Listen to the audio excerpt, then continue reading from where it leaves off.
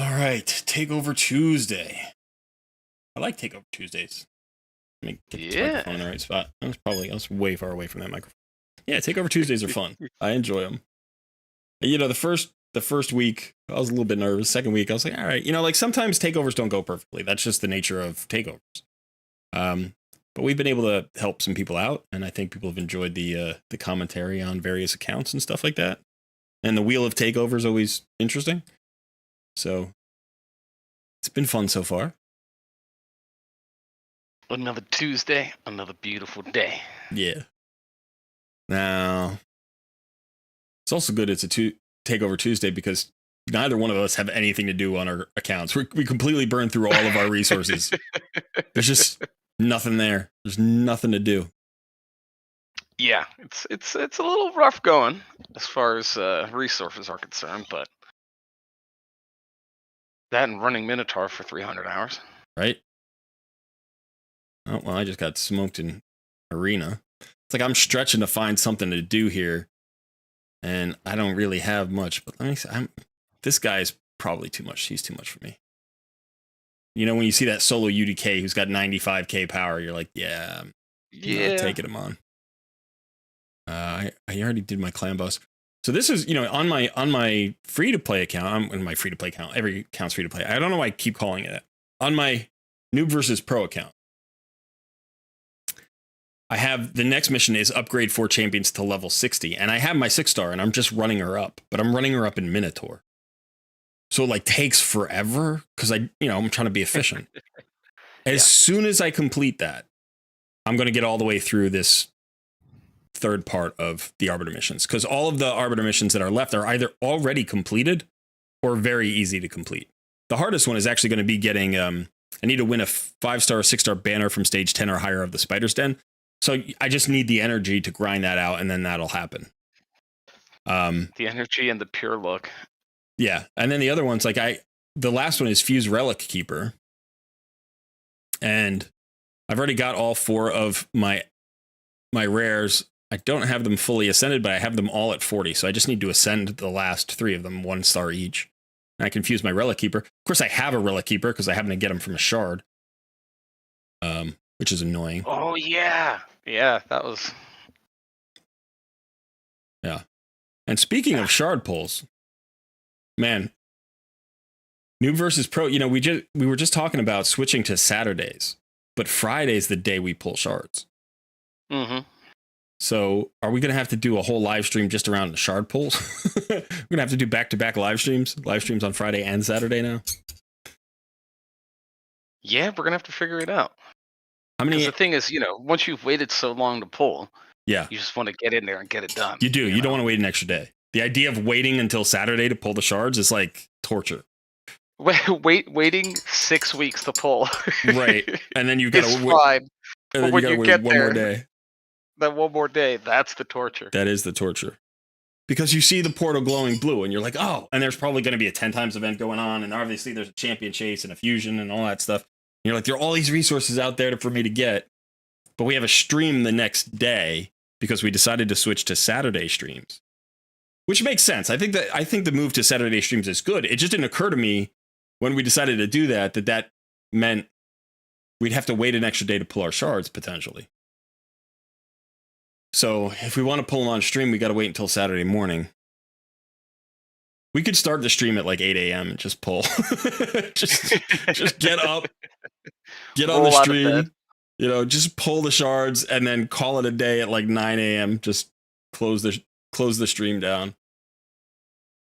Yeah. So, all right, let's see who's here in the chat. Well, we got 18 people already. Kate of the Dead, welcome, Kate. It's good to see you. Great Dane, it's Taco Tuesday. Bryce is back. Mr. Fudan, Exile. We got Alex. Steve is here. All right, we got a lot of people. Team Sun in the house. You got to save the Runekeeper 1 for the champion chase this weekend. I have thought about that. So I have to make sure that I can get to it. And then I have to use it. I should be able to get to it before, I think the champion chase is for 3 days. So I think it should be fine. Wicked Gaming is back. Welcome, Wicked. We got Tributor. All right. Hey, it's good to see everybody. All You know what I'm saying? All right. All right. Gotta go.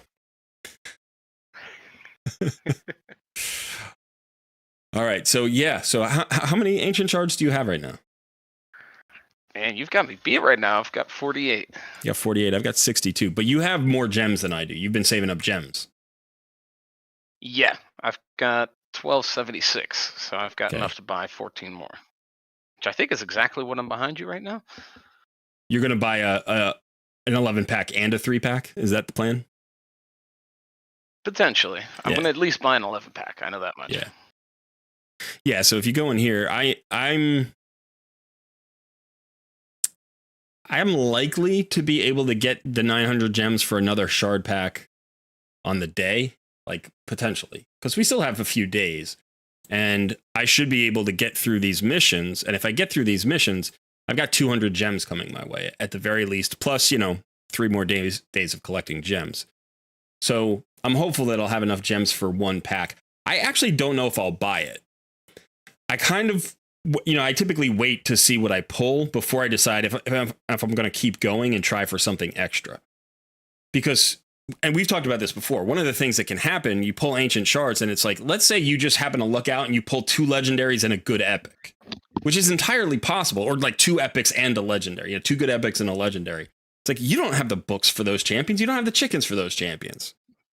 Yeah. So dipping back in for another 10 or 11 shard pulls and then going for more can just bog down your vault. Like it makes you frustrated with the fact that you now have to grind all of this food and all of these masteries and all of these, everything. So it really comes down to sort of where we stand on the champion chase points, right? Because if you need to get like a few more points to get another legendary tome, climb the ladder a little bit and get some more points, then it may be not a matter of getting the champions. It may be a matter of getting the rewards. And so we'll have to see on the day. But I'd like to have at least the option of buying 1 pack. And it's, I believe it's 900 gems, correct? Correct. Yes, 900 gems. So are you worried about matching my number? That's what you're worried about? Well, it feels... I'm like 14 behind. I think it's just because you've run so many more dungeons than me. So I think that's part of what happened is in how we've chosen to spend our energy. Because I've got 2 or 3 6-stars on you.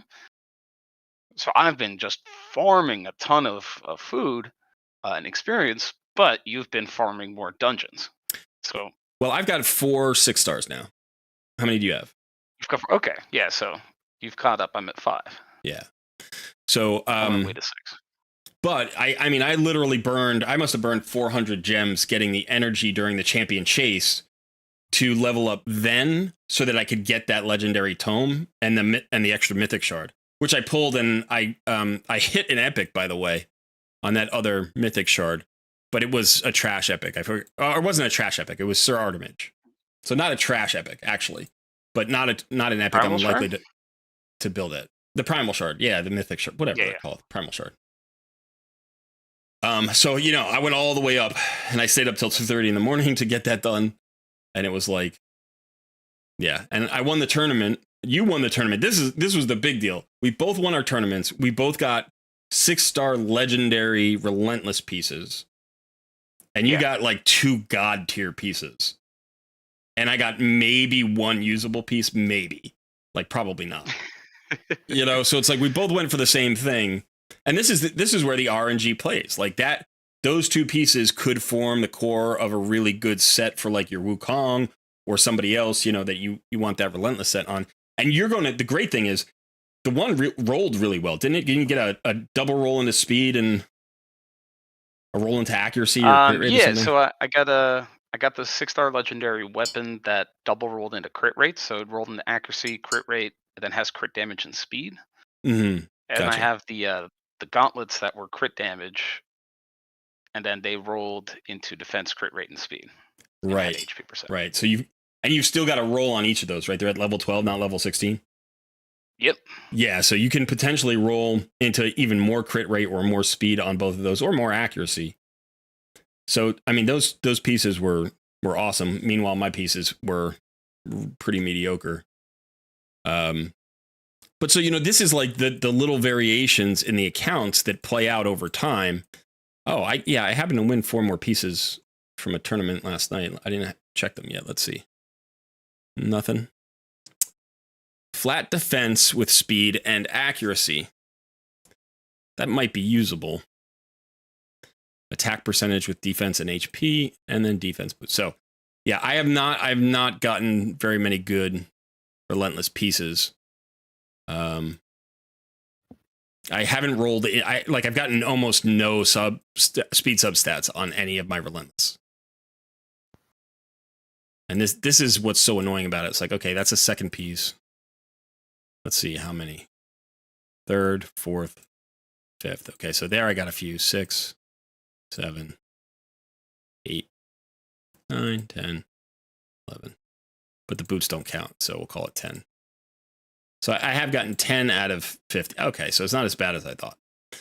10 out of 35. But it's a lot of them are like on the pieces that aren't good on the main stats, like attack, flat attack, chest piece and stuff, and they're not pairing up with good stats either, which is the other thing that's frustrating, So, but I mean, that's just the way it goes. Like I've spent a ton of time in dungeons, like you were saying. I've gotten some good gear. And I've gotten more ancient shards because of it. And, as a result, like my gear is in a slightly better position than yours is, even with your relentless pulls. Yep. You've been farming a lot of perception gear, and I've been trying to do that too. So we're both in pretty good shape there. And then, yeah, you're a 6-star, probably a 6-star and a half ahead of me, right? Because how close are you to your next one? About halfway. Yeah, and I think I've got nothing. Like I think I just basically used it all up. So I've got this 4-star. That's my only potential chicken there. But yeah, we'll have to see what the rewards are. 5 stars for me. Yeah. Yeah, and it's really interesting to see the accounts play out because, we're talking every day about the accounts. And so we're seeing the progress happen like in real time. And there's very little that you can do when when the other player is getting something and you're like, oh, either I can copy that and hope that my results are better, or like I can keep pace. But there's like very little you can do about the RNG, right? Like I could spend 2,000 energy in Dragon and you could spend 2,000 energy in Dragon and I could get 3 upgrades and you could get none, or vice versa. Yep. So it's just, to some extent there's an efficiency issue, like making sure that you are as efficient as possible. But because we talk every day, we basically use most of the same methods, although we prioritize certain things a little bit differently. And then obviously we're at different points in the Arbiter missions. So like I have to do some things and you have to do some things, and those might be different.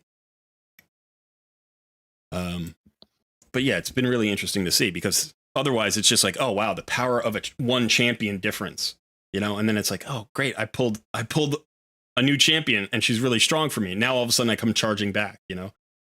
So, like I've made up so much ground on the heels of Runekeeper Dazdurk and Banshee. Runekeeper Dazdurk has done some work for you. Yeah. Oh my god, it's insane. Yeah. The funny thing is, I told you, I didn't say this on stream. I went into live arena the first day, so I hit level 50 and I went right into live arena because it was open and I just wanted to see what would happen. And I picked my 5 best champions. I only have 5 champions. I picked the same team every time. I picked Deacon, Sun Wukong, Shield Guard, Athel, and Runekeeper Dazdurk. And that, I didn't have, at that point, I didn't have Frozen Banshee. She's not an Arena champion anyway. And I didn't have Stagnate. So I picked those 5 champions in all 5 battles. In all 5 battles, Runekeeper Dazdurk got the ban all 5 times. It was funny. I still won, I think, 3 or 4 out of the 5. But it was funny how quickly he got banned. And I actually found myself wondering, because a lot of the players I were going up against were like in the 50s, their account levels were in the 50s, low 60s. I was wondering how many of them might know about my channel, and they might see my name and be like, oh, I know Colred put a lot of speed on his Runekeeper Dazdurk. I'm banning that guy. There's no way I'm letting him go, And it's like, he'd probably be the ban anyway, but I was a little surprised that nobody banned the Athel. Like, why not just ban the Nuker? Right? Because it's like, my Shield Guard is 60, that's fine, whatever. But Shield Guard is weak affinity into Magic, right? And most people have run a lot of Magic. And also, like, Wukong is not 60 yet. But you could ban him if you didn't want the buff strip. But every single player banned Runekeeper Dazzdark. And I was like, my reputation precedes me. Of course, you know, chances are, I mean, there are hundreds of thousands of players who play Live Arena. You know, it's like, chances are they don't know who I am. I've got 1,700 subs. You know, it's not like we're a big name out there in the community just yet. We're growing, but we're not quite there.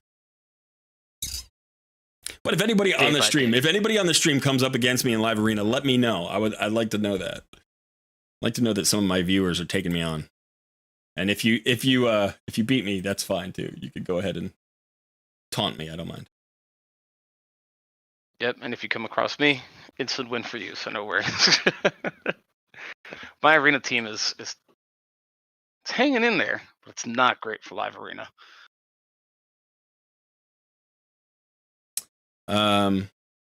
Yeah. I mean, no teams at, you know, level 50, account 50 are good for Live Arena, really. You just have to take your arena team and then throw in your 5th best champion.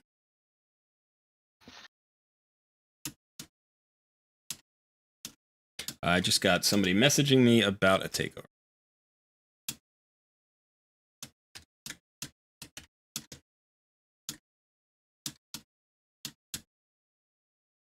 Okay. All right. All right. Yeah. So it's a Takeover Tuesday. I don't want to go too long. Let's just jump into some takeovers. It's okay. We've got 36 people here.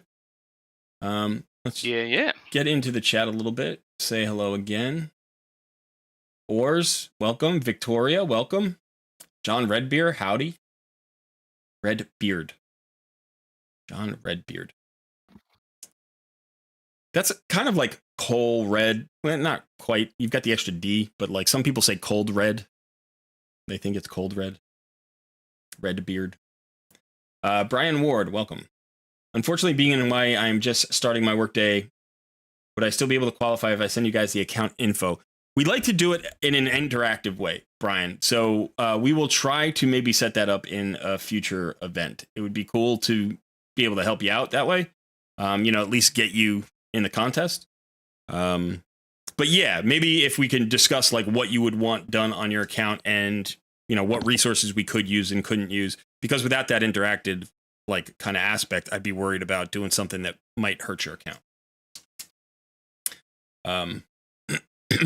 Yeah, so go ahead and get into the Discord. If you're not a member of our Discord, join our Discord. And down in the categories section, there is a coaching corner section. And you will see a chat room called Wheel of Takeover. You just have to go in there. And then Sun has put up a message that says, react to this message for a chance to win a takeover. That's all you have to do. All you have to do is react. You don't respond to it. Don't say anything in the channel. Just go ahead and click one of the responses or add a new response. It doesn't matter what your response is. You can just go ahead and click it. And then we'll make the drawing in a few minutes and we'll see what happens. If you do want your account taken over, by the way, a couple of things to note is one, hopefully you have a little bit of silver. It'd be nice to have some silver. You can see I'm sitting on about 3.5 million. That's not a lot. That's like sort of minimal.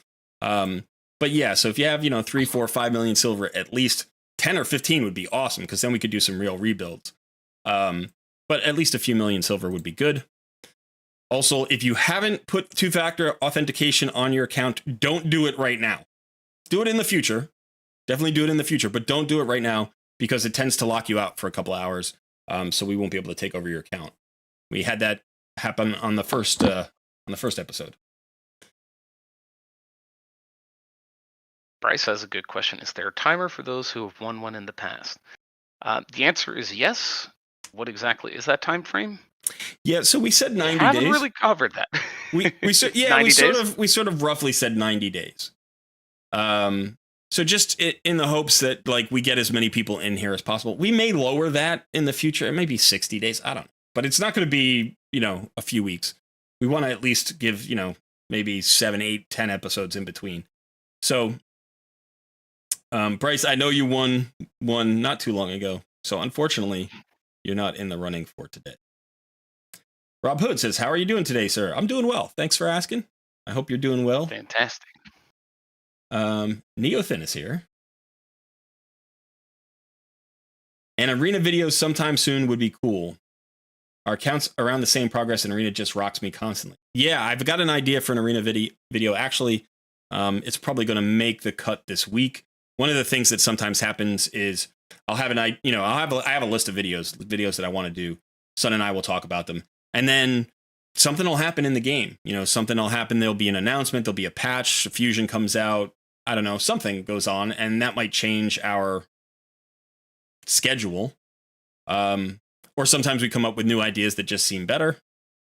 So good suggestions are always welcome. And I do have a particular type of arena video in mind, and it is based around my newer account. So if that's what you're looking for, we'll probably get to that, hopefully, in the next 3 or 4 days.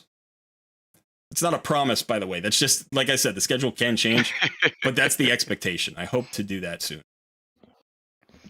It's still for every step we take, 2 more get added on. So yeah, we're trying to keep up. We're keeping pace as much as we can. It is full chaos here.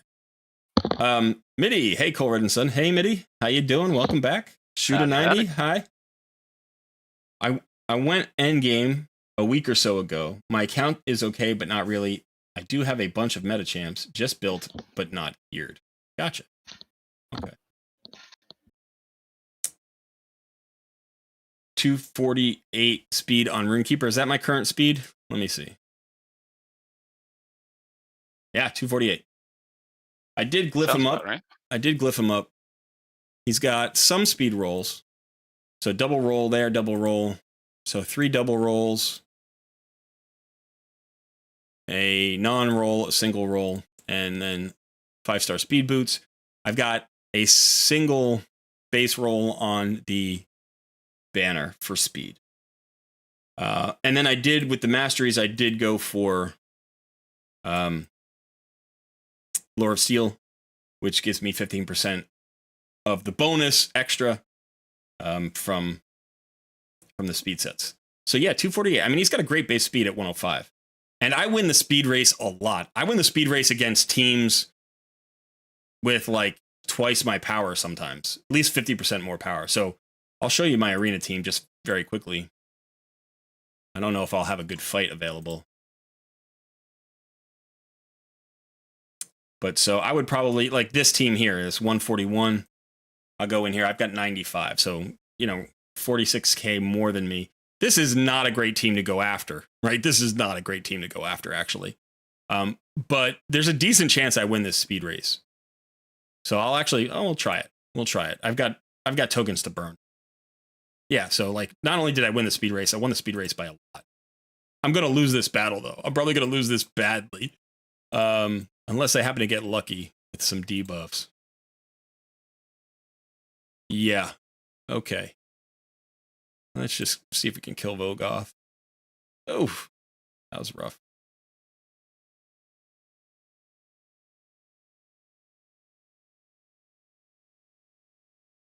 Yeah, okay. We'll quit that. There was no way I was going to win that. That was a bad choice. But I win the speed race all the time.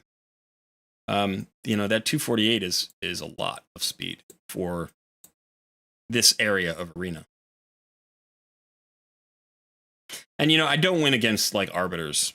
I don't win those speed race. And like this guy here with the Genbo at 198k, like I might win that speed race, I might not. The thing about a fight like that is even if I win the speed race, which I may because there's no turn meter fill, like I'll get my team going and get all of my teammates a turn. And I'll still lose this because there are 2 nukers I have to kill. There's a reviver. Like there's too much tankiness there. It's possible to win these, but it's really, really hard. And like if it weren't Brogni there with the +1, maybe I would try it, but it's rough. So I'm really picking my battles. Like this is kind of an interesting fight here at 104k. This one is an interesting fight here at 133.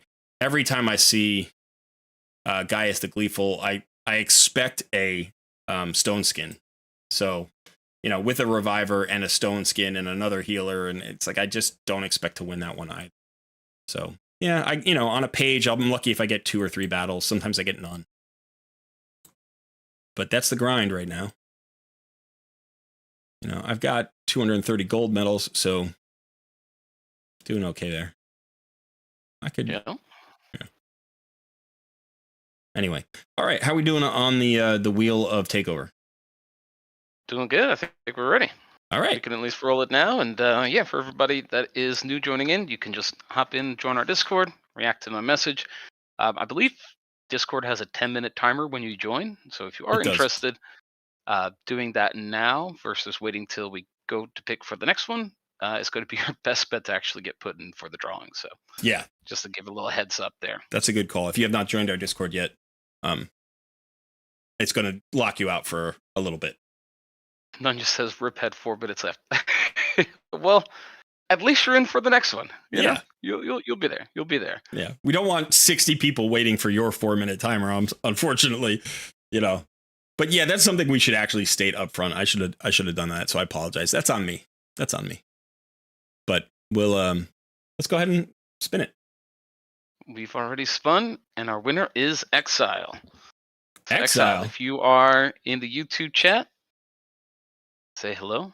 We'll also go ahead and get you assigned to hop in on the Discord. That's awesome. Exile is in all of our video comments, always commenting. It's been around for a while. Exile, you're in one of the clans too, aren't you?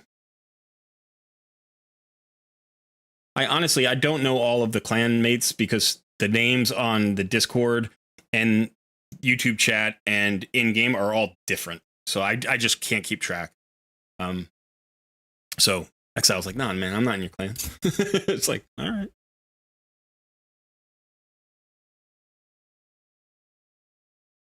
I also need to start keeping a record of all the people who have won. We haven't been doing that.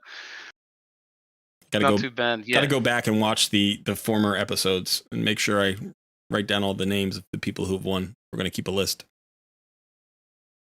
I remember some. All right. Exile, you should be assigned if you want to come hop in and join us. As we always say, you don't have to be on stream. You don't have to be on voice. You could be chat only. You can talk to us. You know, it's really just whatever you're comfortable with. None of your business is back. I saw somebody ask if this was your main account. This is the noob versus pro account. This current one is. I'm the noob. He's the pro. I should be doing something here. Let's get back into every bit of energy I get. I'm dropping into Minotaur right now. I'm getting close. Like I think on Deacon, I'm the closest on Deacon, and that it's mildly irritating. He keeps pulling all of the third tier of scrolls, the gold and red scrolls. But he's the only one that's not actually 60. So I can't get his 6-star mastery yet, so but he only needs a few hundred more. And then I think Banshee is like 750 away or whatever it is. And then I don't even know if Stagnite has gotten to the 3rd tier of scrolls yet. So, but okay, so the struggle is real. Exile, where's Exile? They haven't joined us in the channel yet. You should be able to join us in the coaching voice channel. You should be assigned and all set and good to go. And then you just want to DM Cole directly with any account details. All right, I've got the information, but we need you in the channel.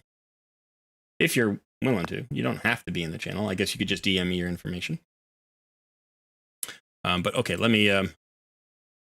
Oh, right, I'm running Minotaur. For all that time, you're like, I gotta be doing things nonstop. It's funny because so I don't know if anybody's ever watched the show The Newsroom. It's a show. It's about 10 years old probably, and it's on HBO Max. And it's about like a fictional nightly news TV like show, and it's pretty good. So we're watching it. And there are cue cards, or like not electronic cue cards. What would you call them? There's like a teleprompter. That's what it is, a teleprompter.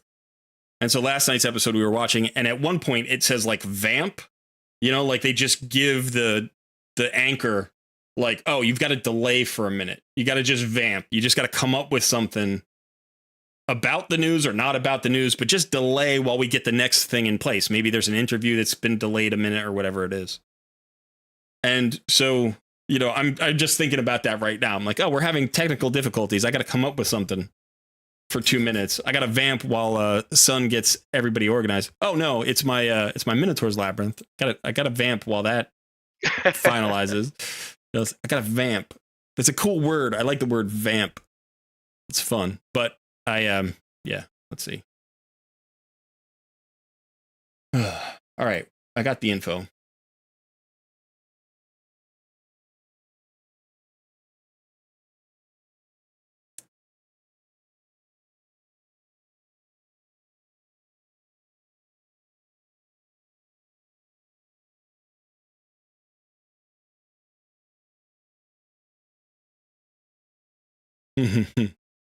Good password.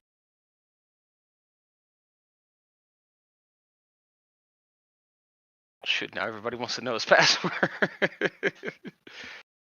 Exile changed their password just for me. It was a little private message to me, I guess. Oh, that's good. I like that. John says, I'm always the minion. Yeah, me and my little cupboard under the stairs, editing away, getting put in the corner. You have a massive apartment. You live alone. You've got a 3-bedroom apartment. You live alone with your dog. You've got. I mean, you've got a gaming like rigged light system that goes throughout your apartment, so wherever you are, you can just remote control the lights. You're not. You're not in a cupboard under the stairs. I didn't say it wasn't a cool ass cupboard, man. All right, here we go. You know, if you can't voice control everything in your home, what are you doing? What's the point? Why have a voice at all? Gaming King Thurbon 33 says, Red Plays, I have just subscribed to you, mate, and liked your stream and videos, friend. And hi there, guys, in the amazing chat.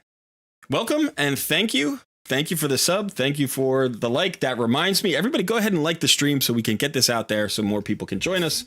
And even though that might reduce your chance at a takeover, I would appreciate the extra support. It's like, wait, I don't want more people in this stream. I want this stream to be 2 people, me and Exile, whoever it is. Everybody's like, just me and Exile. Okay, so Exile sent me some info about the account. We're looking at the account right now. But yeah, go ahead and smash that like button and subscribe to the channel if you haven't. Gear is disastrous. Since free gear removal, change anything you like other than my clan boss. Okay, I'll look at your clan boss team.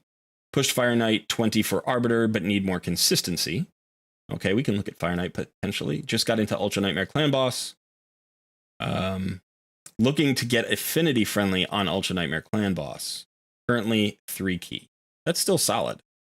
Treat the account as your own. Thank you. All right, let's take a look. Let's scroll around.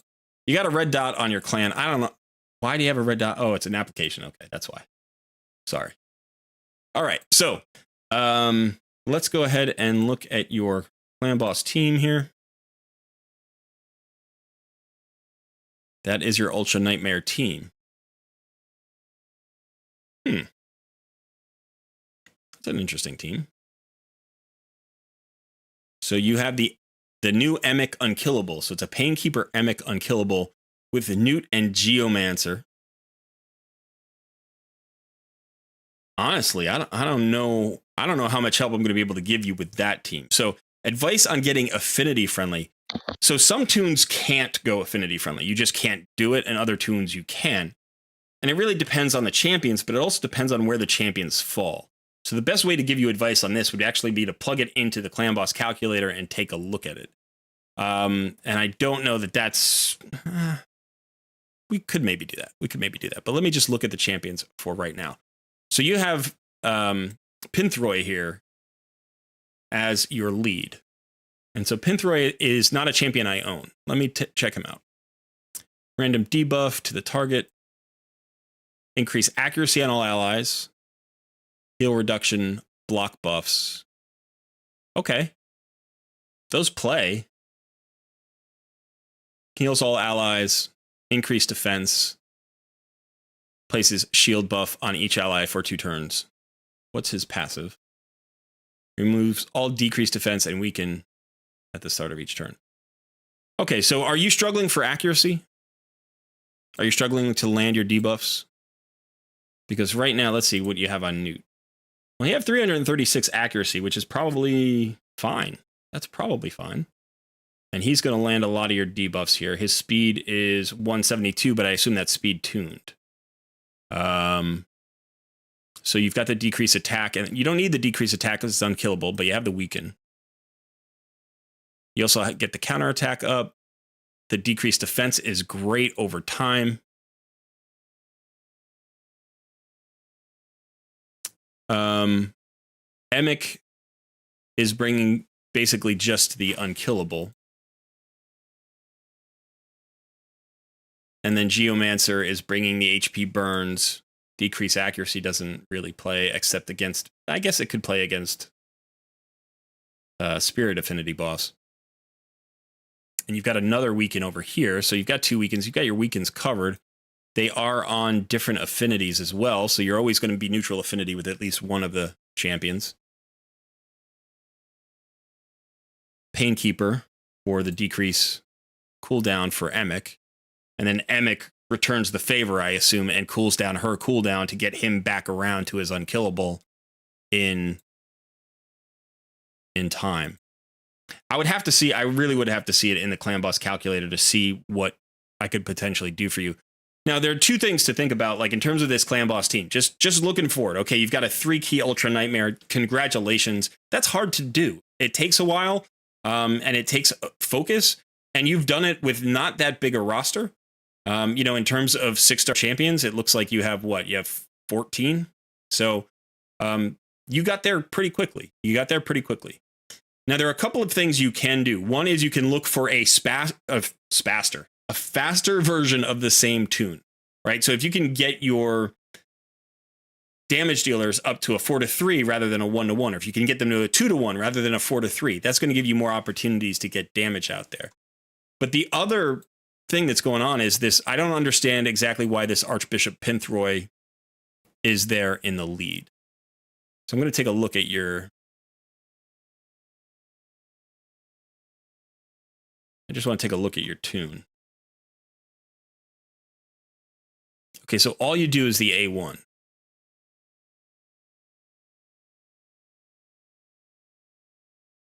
Because it hits. That's why. It just hits.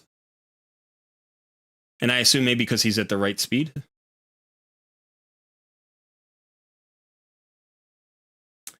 Where are we, Exile? I'm looking for you, buddy.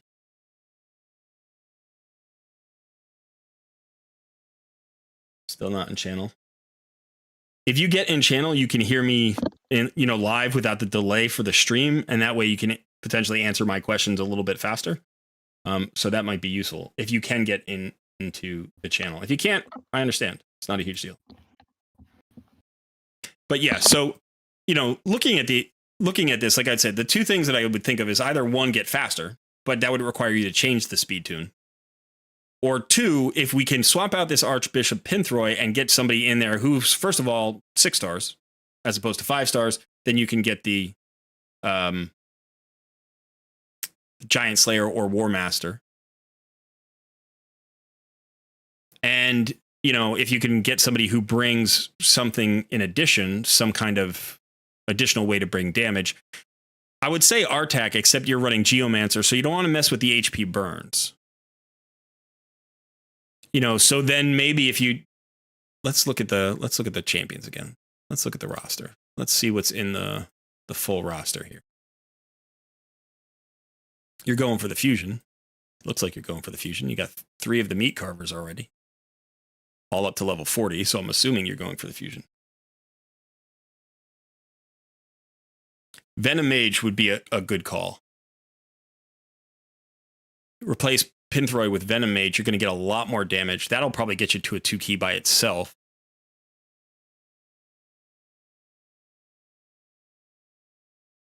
You do have NX, who's also a very good clan boss damage dealer. got some poisons, got a weaken, got a decreased defense. I mean, you still already have all those, but it's extra poisons. Oh, you've got Georgia.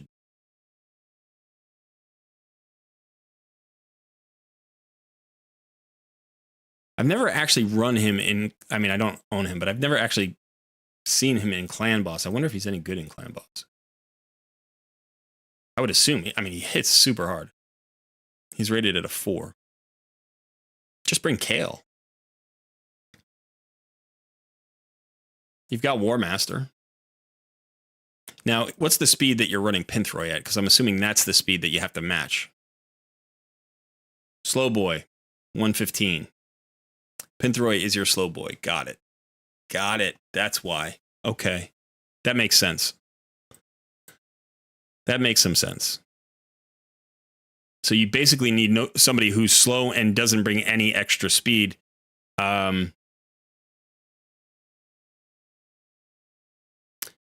know what's really interesting is, well, now Fellhound, I don't know if making a void affinity your slow boy is tough. You can make multiple slow boys and swap them out. So what a slow boy is, if you don't know, is it's the dedicated stun target. They run really slow. And what happens then is, so if you have an unkillable debuff like this, so if you look at this unkillable, places an unkillable buff on an ally for 2 turns on a 4-turn cooldown. So if Emic runs at a 4-3 speed, he'll get 4 turns for every 3 turns of the clan boss. So you drop that unkillable buff at the bottom of the turn order in the first of the 3 phases, right? You have clan boss AoE 1, clan boss AoE 2, and then stun. So right before the boss goes, you drop this unkillable. So the AoE comes out and everybody's unkillable. And then, as long as everybody just takes 1 turn in the following phase, the unkillable buff will still be up on them for the second AoE. And then what'll happen is in the 3rd phase, when the stun comes out, you only need 1 target to have the unkillable buff. So you have somebody who's going so slow that they don't actually get another turn. So they're going at a 2-to-3 ratio. They only get 2 turns for every 3 turns of the boss. And because the unkillable buff is up on that ally for 2 turns, technically it's up for all 3 turns of the boss. So Archbishop Pinthroy is pulling the stun, and when he gets hit with the stun, he has the unkillable buff up, so he can't be killed. And that way, everybody has the unkillable buffs up when they're hit. Everybody has it on AoE 1, everybody has it on AoE 2. The single target has it on the stun, and then you just repeat that cycle. It's a really nice it's kind of a sort of a beautiful speed tune. It really is. But, you know, you have to direct the stun to the right champion. If anybody but Archbishop Pinthroy takes the stun, you're hosed. And so how to go affinity friendly with this team, I'm not sure that this tune can go affinity friendly. In order to go affinity friendly, you typically need to do one of 2 things. And I'll show you. So in this team, you either have to have a setup so that you don't care who gets hit with the stun, which means you need an unkillable tune that doesn't require a slow boy. That's the easiest way, and then you just have it up on everybody every time it comes around. And usually you would go faster in order to do that. You could also add a second, like, unkillable champ, like a block damage champ or something. So you could have MX up for 2 turns, and then say Demitha's up for 1, and then it doesn't matter who takes the stun because everybody is shielded for the stun hit, and then you can run them faster and get more damage. The other option is you have a cleanser or a block debuffs buff. If you have a cleanser, you have to have them at the very top of the turn order. They have to, like, cleanse immediately. They have to be the first champion to go in each turn.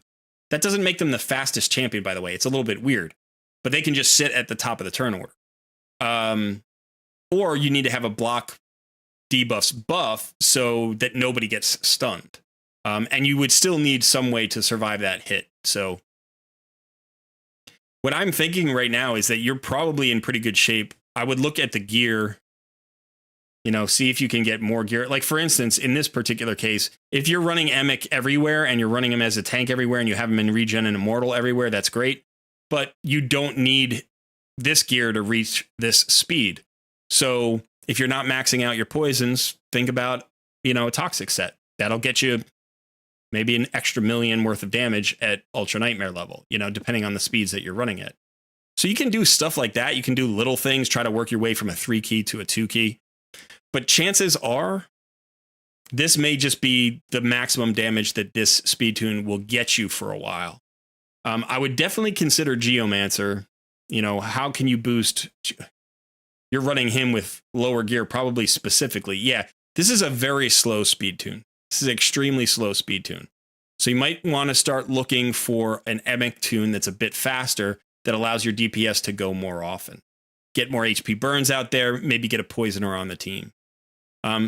You could still get a slow boy who has a poison. That's possible. So you can consider that. And then even though they're only going, 2 times out of every 3, if you get poisons out there at least half of the time, that's another couple of million in terms of damage. But yeah, I wouldn't rebuild anybody. I don't think there's anybody worth rebuilding here to try to get much more damage out of this team. And I don't know of any easy way to make it affinity friendly. It's the exact same problem that the Man-Eater budget Unkillable had. Like, getting that tuned so that your slow boy is always the target is really tricky. And then also, trying to make it affinity friendly is nearly impossible. So typically it's just a starting point. It's not an end point. This is not going to be your last clan boss speed tune. This is just going to be, what you've got to get your Ultra Nightmare chest, which is great, by the way. It's awesome. I can't tell you how long I sat at a 3 key, 1 key combo. I had 3 key Ultra Nightmare, 1 key Nightmare. I was there for like 6 months or longer. Now, part of it was because I was lazy. I just didn't want to get back into the clan boss calculator and speed tune a better team. I had the champions to do it. And I was just like, it was frustrating. It was a bit of a mental block. And once I did it, I was so happy that I did, because then I made my affinity friendly team and 1 keyed everything. 1 key auto Nightmare, Ultra Nightmare, and Brutal. But yeah, you've got good champions. You're going in the right direction. But until you get either a second Unkillable or, like a Seeker, I mean, you're going to need to go faster, I think, to do more damage. I think you're just going to need a faster tune eventually. Now, this is an option, by the way. This guy's an option. So I was looking for him before and I didn't see him. So this is another option for getting more damage out there. So he places a counter attack buff on all allies for 2 turns. Now, what's really interesting about him is you can actually speed tune him to put up his own unkillable buff and be your stun target. That's actually possible with this guy. You can't do it against magic affinity, but you can do it against the other affinities. So you can make him your slow boy, but he doesn't have to be as slow, right? Like, he doesn't have to be all the way slow, because he brings his own unkillable. So he'd actually be going at a 1-to-1, because this is on a 3-turn cooldown. And then he just puts his unkillable buff up, every time he's about to get hit by the boss. And then you're all set. And then you get the counterattacks and you get all the extra damage from all your other champions during the AoEs. They have that counterattack. So that would be probably the fastest way to boost this. And again, you have to look at the speed tune, right? Because if you did this and you ran him at a 1-to-1, that would change the speeds of your other champions. But my guess would be you could find a speed tune out there that had that, a counterattack based Emic Unkillable. That would be my guess. I don't know for sure. I haven't looked into any Emic Unkillables, but I would definitely consider if that's your best option right now. If you could do that right now and not have to change anything else, that's what I would do. That's definitely what I'd do. All right, let's take a look at Fire Knight. Let's click these red dots. I'm buying your mystery shard. 4 mystery shards, nice. Of course, it's defensive percent and speed, 4-star. Oh, the struggle. Do we buy it? Probably not. You are level 68. You don't need 4-star gear. Okay. How many shards you got? You got 50 ancient shards. All right. Let's take a look at Fire Knight. You said you did Fire Knight 20, but you need it to be more reliable.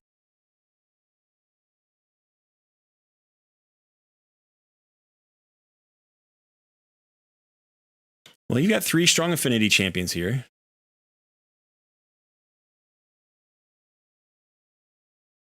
I need to look at your Georgia because I don't know him that well. But I don't think he's a multi-hitter, right? Is he? Oh, he does have a... Okay. Decreases the turn meter. Grants an extra turn.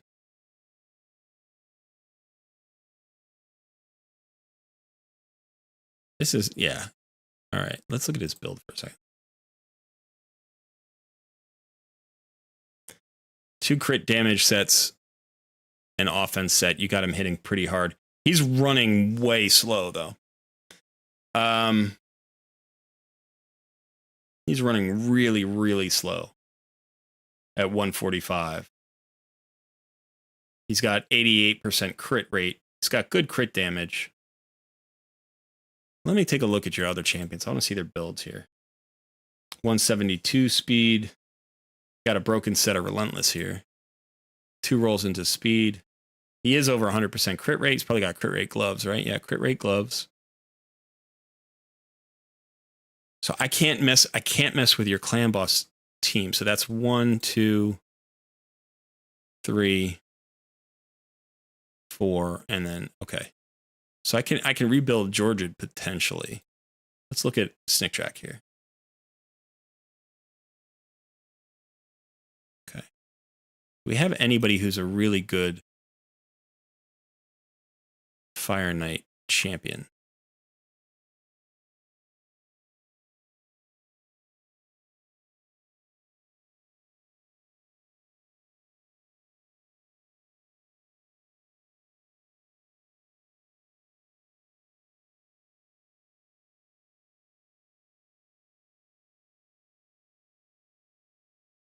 I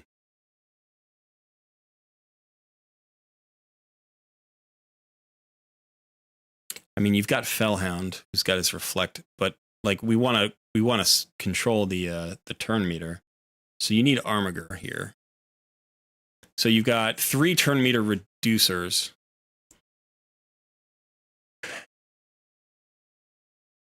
You got UDK on this team.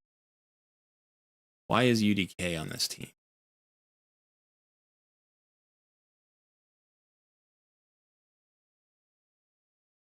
I'm not sure why UDK is on this team.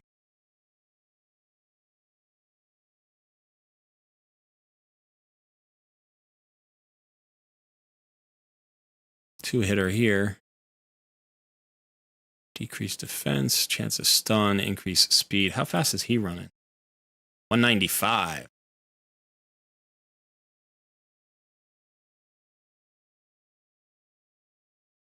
It's got a full turn meter depletion here as well.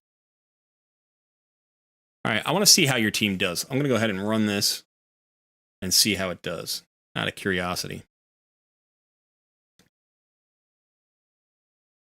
So you've got the slow from Haikatoon. I'm just curious about why UDK is here. I think that, you know, we talk about one of the things you can do is tank up the waves. So obviously UDK provides a lot of survivability. And so maybe he's just here for the waves.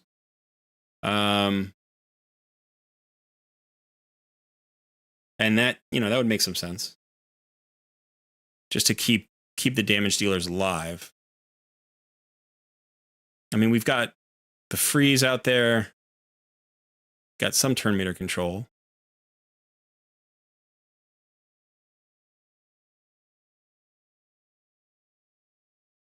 So out of curiosity, if Exile's still around, I don't know if Exile's still around. Exile might have just handed off the account and walked away.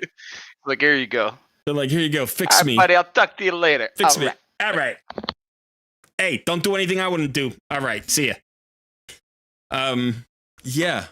So I don't really know what to say without Exile here. I'm interested in tweaking this team.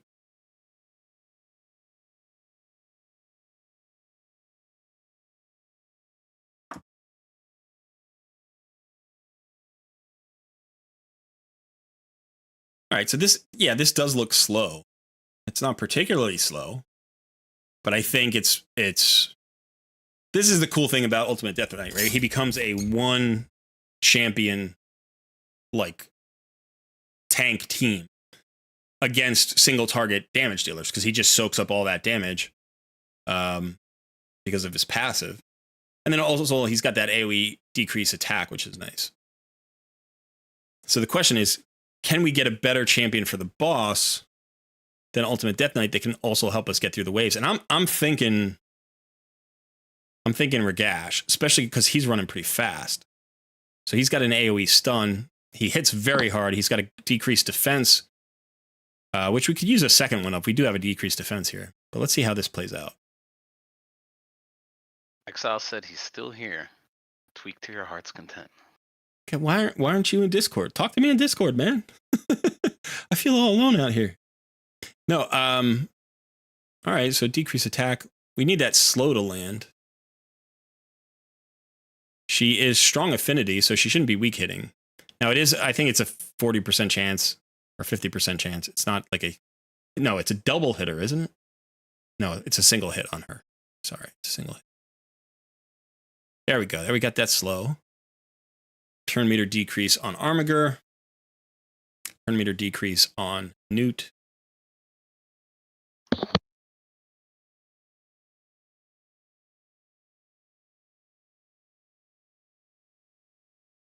So let me ask you this, Exile. When this fails, why does it fail? If it's not consistent enough. Boss gets a turn, kills your damage dealers, and then... I mean, it feels like Newt would survive, but I guess then you can't break the shield again, huh?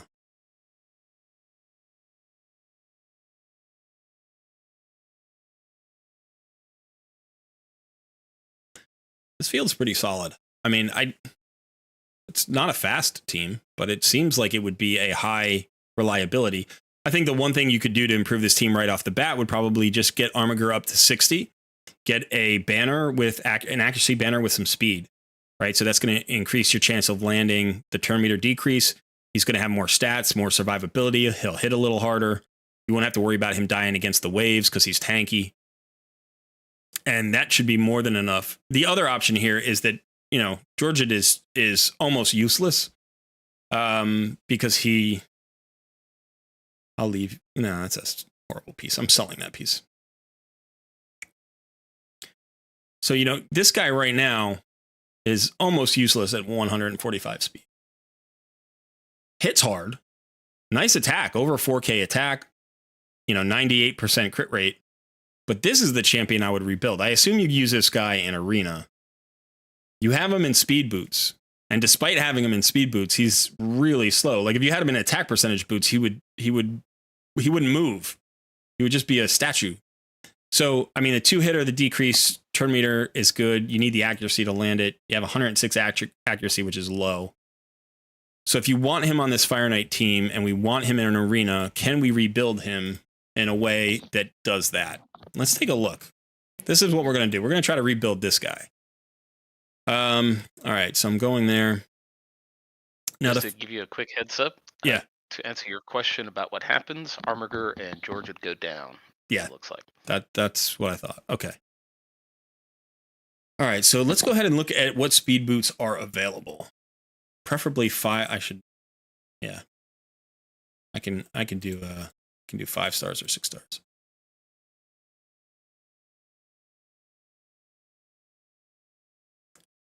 Oh, quad roll into flat attack.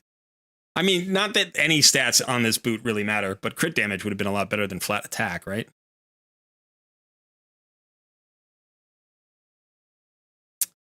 This is an interesting boot. That could be really interesting.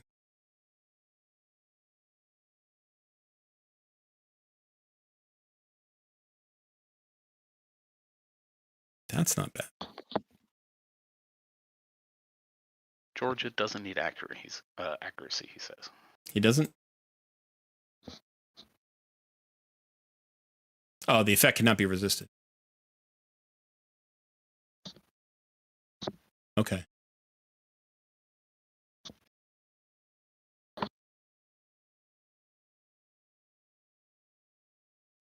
I have become exile. Yeah. I'm the voice for the people. There any boots with crit rate? Any rolls in the crit rate?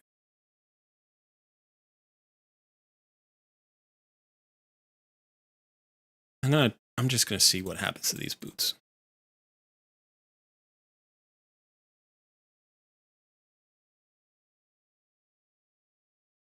All right, so one of the things I'm thinking about here with these is that he has an A2 and he has a chance of repeating the attack. So potentially, if he counterattacks, he could hit a lot of times, and he hits hard. And that can be useful in arena. It could be useful in PvE. So it's a thought. I mean, you could also do something like this with Armiger, who has a decreased turn meter on his A1. You could also do this with somebody like Newt, right, who has the turn meter on his A1. Obviously, I don't want to mess with Newt because you have him speed tuned. So let's just see if we can't get a slightly faster build here with some additional utility and worry a little bit less about crit damage. Just make sure we get to that 100% crit rate, more speed. We might lose even a 1,000 attack. I'd be okay with probably. Because remember, speed is that multiplier. So yeah, let's just do that. Let's just see if we can't find a way to do this. So let's try that on. All right, now that we have a piece in the retaliation set, I'm going to look at all of the pieces in the retaliation set. So we're just going to look at everything in retaliation. Let's actually turn off. Oops, let's just turn on 5 and 6 star. Okay. Crit rate, speed, that would be nice. 6 stars too. Speed and crit rate already rolled up. He doesn't need accuracy. I need to remember that.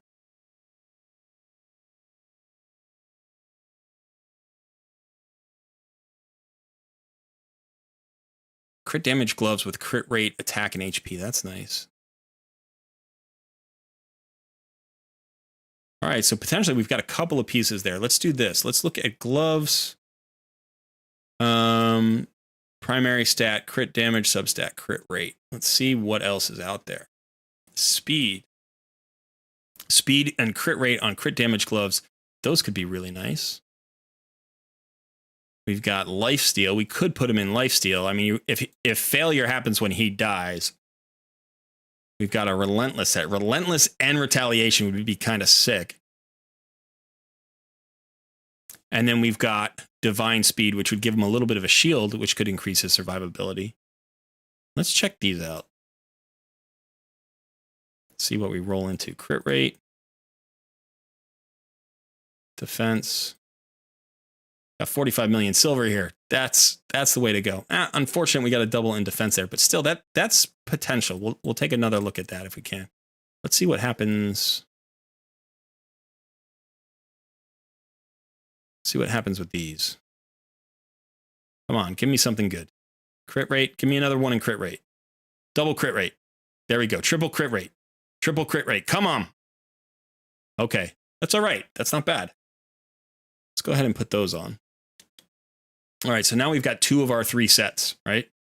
Let's start looking at some other pieces. Let's look at anything with speed and crit rate on it. Doesn't have to be a gauntlet. It's got to be one of these 4 pieces. Actually, let's just look at chess pieces. Attack percentage, two rolls into speed, only 1 roll into crit rate. Unfortunately, crit damage, you got to roll into crit rate here. This is HP percentage, but that could be good. Oh, we got it. That divine speed is back.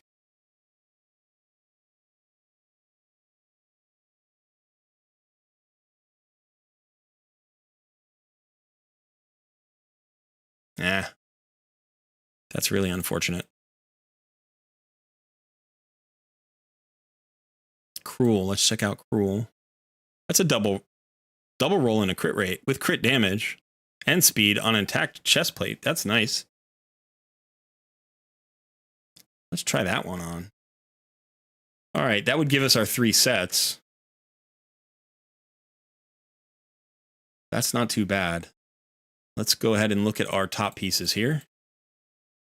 We're looking for speed and crit rate. That's only a single roll. We're going to need some double rolls into crit rate.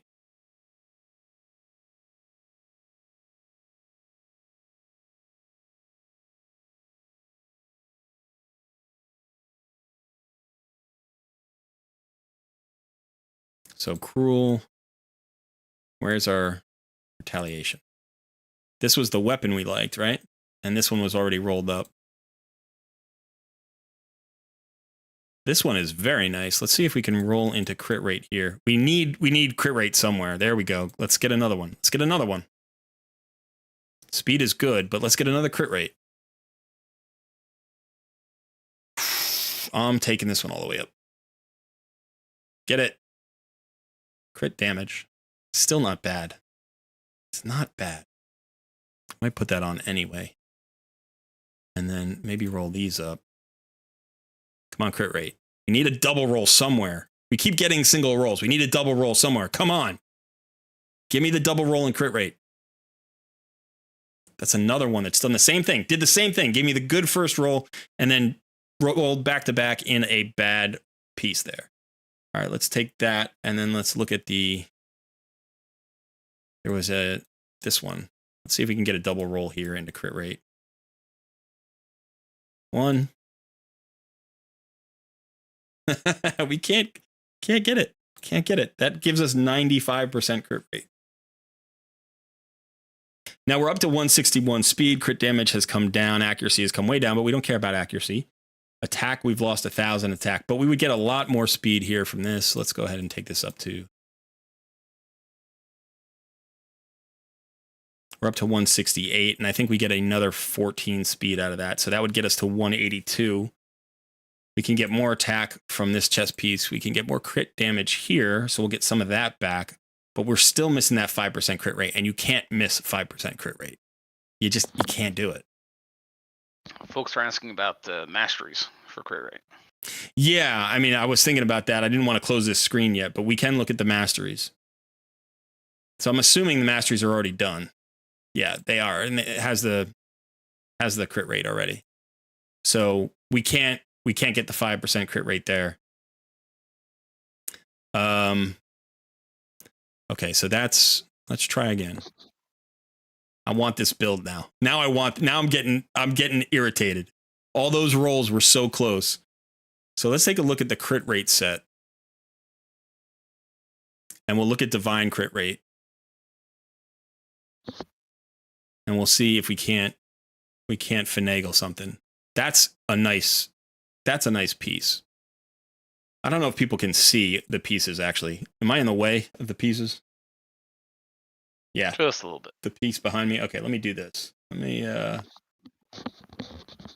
do this and I'll put myself. Let me put myself over there. All right, so now you'll be able to see the pieces on the side. All right, so yeah, now I'm getting angry. So this crit damage with attack, that's frustrating, huh? Triple % attack, but no crit rate on this. That's a nice piece, though. If we get lucky... All right, I also want to look at divine crit rate, if there's any divine crit rate. Let's see what we've got here. We're going to make this work. We're going to fix this guy. That's a nice weapon.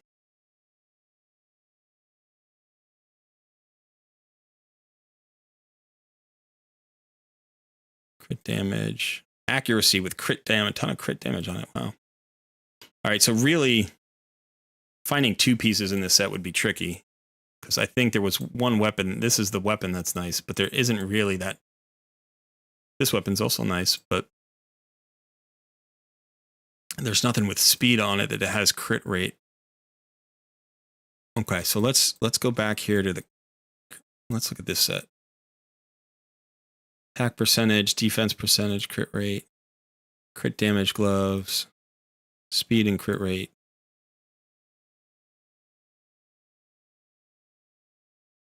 All right, I'm going to roll this up. Let's hope for a triple crit rate. If we do, that would be sick. Come on. All right, get a double one. Get a double. That's one. Give me one more. Just one more. Get me one double crit rate. Double speed. That's so good, though. That is pretty solid. So if we did that, we can't do this. We can't do this. Fortunately, I don't think we can. But we could do this.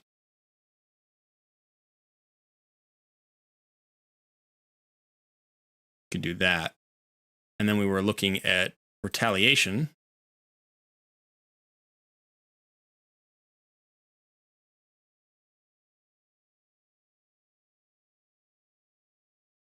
And then we were looking at speed, right? I think we were looking at speed.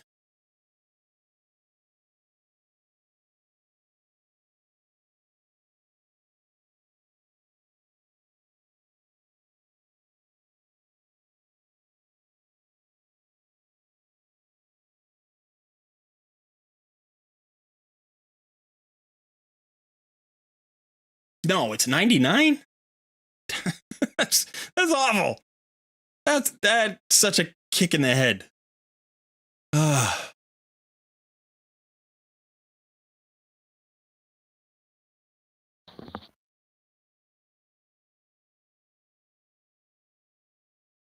is such a kick in the head. Man, I'm so irritated.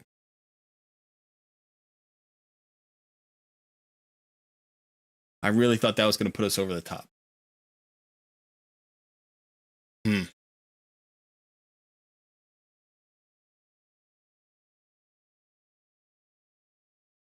So we could find another. This is one of those things. This is like one of those puzzles where I'm like, I'm hammering at it with everything. I'm like, all right, let's figure this out. We can figure this out. We've got to have another thing. We've got to have another thing somewhere. We have to have something.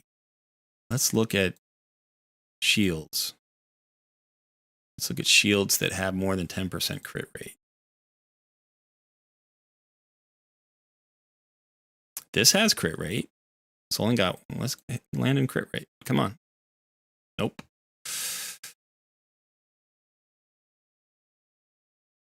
Nope.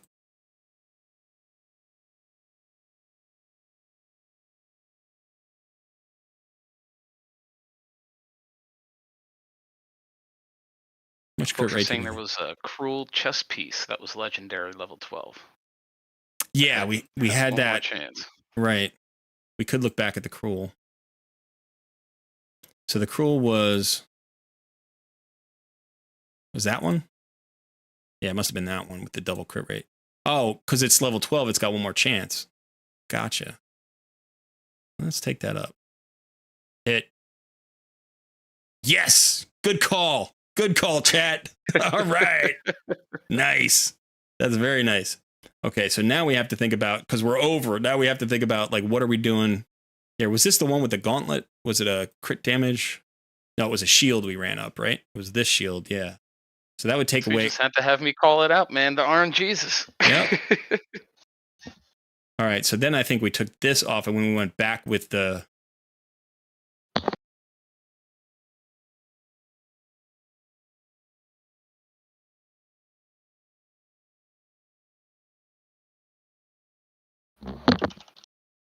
I think it was a helmet, right? A speed helmet?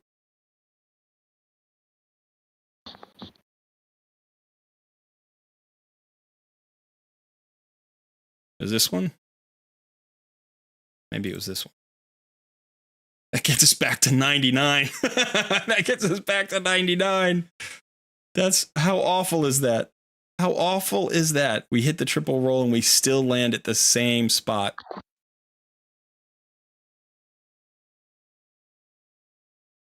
All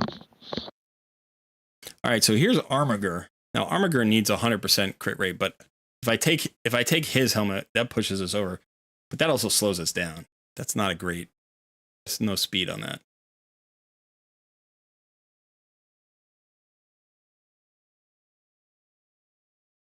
Now we don't have to use this crit damage glove. We don't have to use that one. think there was something in Divine Speed that looked good. There's this one.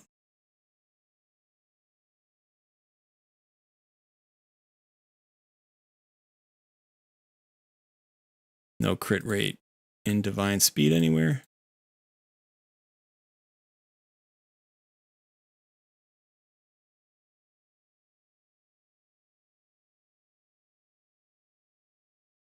Yeah, okay, we can't use Divine Speed. I don't think we can use Divine Crit Rate. Oh, man. Let's look at the Reflex weapon. We got one roll into crit rate. Is there another crit rate weapon up here? There's that one. We would lose 5 speed. But if we got a double roll into crit rate, that might save us. And the other option is to switch the weapon out entirely and go for a helmet in this set. And I think that's our last option. Because I think once we do, you know, with these pieces, we're basically committed to it. Oh no, we did have crit damage gloves as well here. So we could roll this and see if these roll better than these. This did get a double roll into crit rate though, so that's really strong with speed in the speed set. So it's unlikely that that would roll better. I mean, we could try it. I feel like this is a pretty good roll here, but we could try it. Let's try this just to see what happens. It's got to roll on a crit rate right away. And we need another one or it's not even... Yeah, okay. So that can still be good, but it's not going to surpass the 16% here, and we would need it to. So we could look at some of these helmets. There was apparently a speed helmet that wasn't rolled with 5%. Let's do this.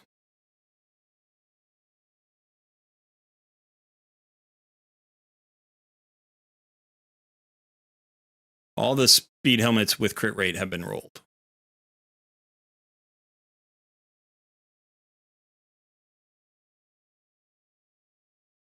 This one's got 14.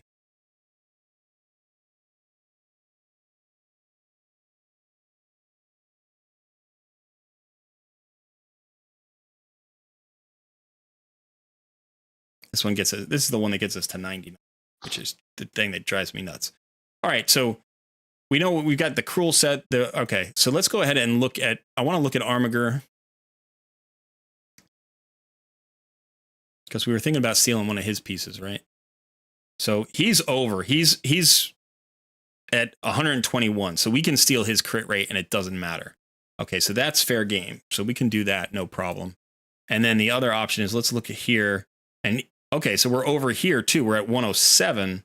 So we can potentially steal some crit rate from Murgash. All right, so that's good.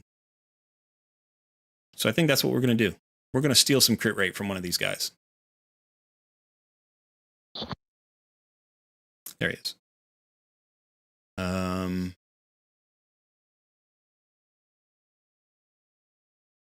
All right, so let me get the boots first because I remember those the most easily. Retaliation, we had boots. We had these boots. Try those on, and then we had weapon. And we'll put that on, and then we had cruel. And for cruel, I think we had the chest piece and the shield. Is that what we had? Yeah, this chest piece. And that shield. Could look at another shield. There might be another shield that rolls in a crit rate here. Just doesn't have speed. We'd lose 8 speed. I don't want to lose speed. So let's see if we can do this and steal it from somebody else. Okay, so now we're talking about the speed sets, and we only care about these 2 pieces. And basically, we're taking those gloves. I don't think we're not taking these gloves. So that's on. And now we just have to either steal Ragash's helmet, or I guess Armiger had one as well, right? Accuracy, crit rate. Accuracy, this is a double roll and a crit rate. This has attack percentage and defense percentage. This has HP and defense. As far as the stats are concerned, Ragash had a lot. I think he had a lot of extra crit rate. So let's see if there's a helmet that we can put on Ragash so we don't kill him. We want accuracy. If we can get it, accuracy, speed, and crit damage, you could potentially put on him. That takes your defense down a little bit. You lose 7% defense. Crit rate, crit damage, and defense could be nice on him, and you wouldn't lose any speed, but you'd lose 20 accuracy. That would be a big loss. Accuracy, resistance, accuracy, HP. Speed and defense is nice, but you lose accuracy.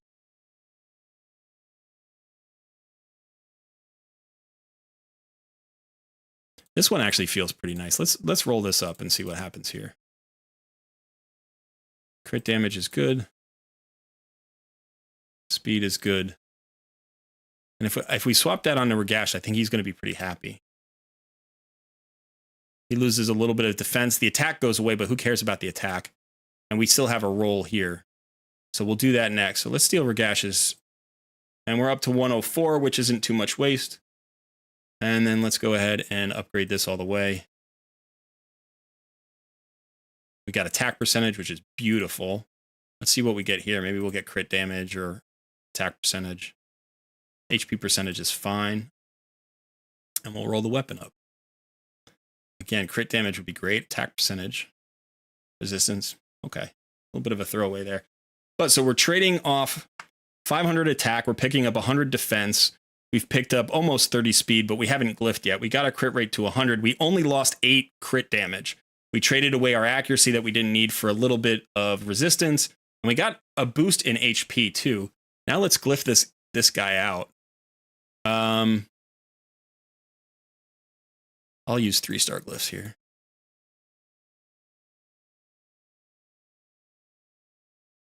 You can decide if you want to go higher than your 3-star glyphs, but I'll use 3-star glyphs for now. This is going to be a nice. This is going to be. You're going to land. He's got more damage here. He's going to have a lot more damage here, I think.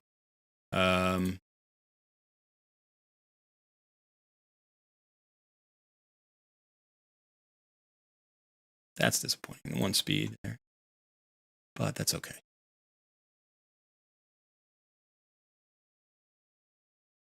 Come on.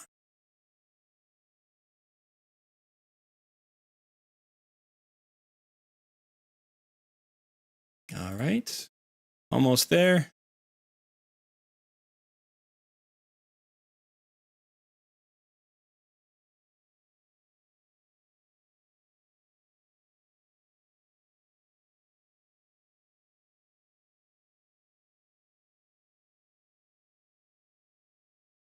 By the way, Exile, your gear isn't awful. You know, a lot of times it's about knowing what gear to look for and how to build, and like having some flexibility in it, rolling some up, spending some silver and getting in there and actually trying it, you know, see what you can do. It's not awful. I mean, you could use some more speed everywhere. So that is something that you can work on. But all right, so now our final exchange is looking like we picked up 2,500, a little bit, almost 2,600 HP. We did trade away, what, 400, just over 400 attack. We picked up 130 defense, 140 defense. We picked up 35 speed, 100% crit rate. We lost 8% crit damage. That's going to be nice. Oh, storage is full. Uh-oh. Uh-oh.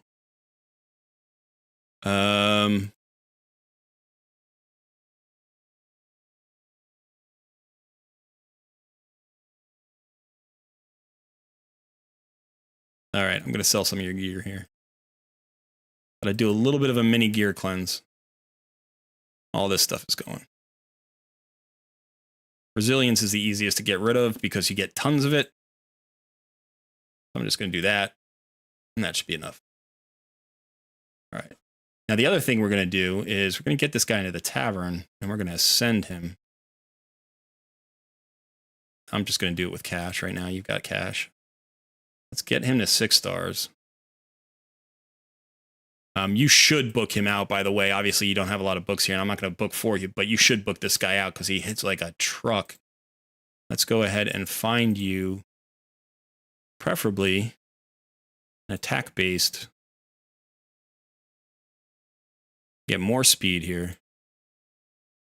Attack with attack percentage would be good, but I think I'd rather have speed than attack percentage. Like this roll is 6% attack percentage, which is nice. That gets us even more attack. But I think I'd rather have the speed. Let's see if we roll into speed here. If we roll into speed, then we'll take the speed. Yeah, I think we're going to go that way. We'll upgrade it one more time, see what we get. HP.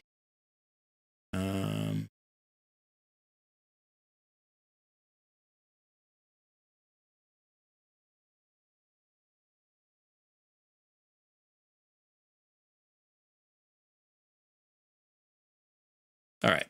So we're up to 198 speed. What were we at before? 145? I think we were at 145. So we've picked up more than 50 speed. We've lost no damage. We've lost 8% crit damage, but we've gotten to 100% crit rate, and we got more attack than we had before. You've got more survivability, more HP, more defense. You lost the accuracy that you didn't need. You picked up a little bit of resistance, which probably won't play, but every once in a while an arena might. It just might, depending on, who you're coming up against. Yeah, now let's go back into Fire Knight. As soon as you get this guy booked, which you should, by the way, he should be your main arena nuker probably. He's super strong. Let's get back into Fire Knight and check this out. He's less likely to die, but he's also he's just going to do more in the fight now. Now, the next thing you could do here is get your armor up. Oh, I gotta remember to get the helmet on Ragash there. Don't want to leave your Ragash without a hat.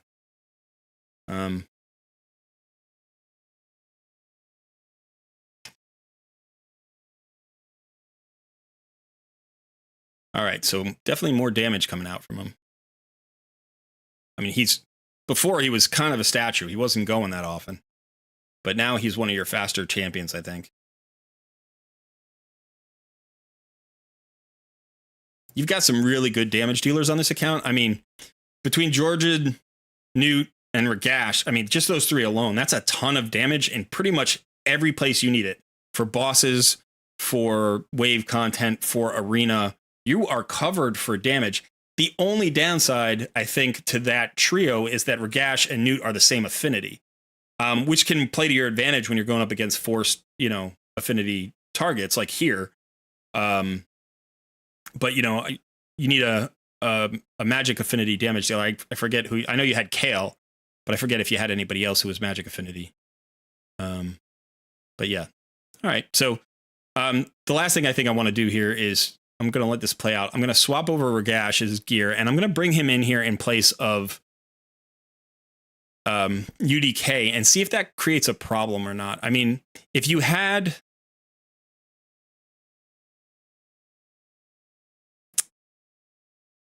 Scylla the Drakes, I would put her in. I know she's weak affinity, but the AoE stun chance, plus the double hitter, plus the slow on the boss, plus the turn meter decrease, just makes her a lot better than UDK. I run her into weak affinity all the time. I really don't care. I will run her into anything. It doesn't matter. It does not matter. I wouldn't solo her into a weak something, but like I'll even duo her into weak dragon. I don't care. She's that good. She's worth it. It would give you an extra chance of slow, extra turn meter decrease, extra AoE stun. I should check your login reward, see how far away you are from Scylla the Drakes.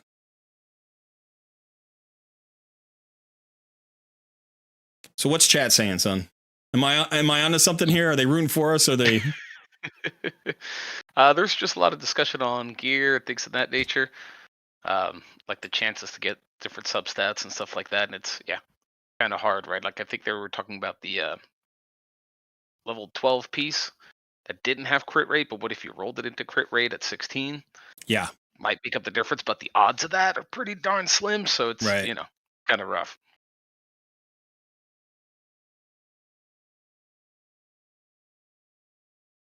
Yeah, so he landed his slow there, which could be problematic, but we landed our slow, which hopefully will cancel it out.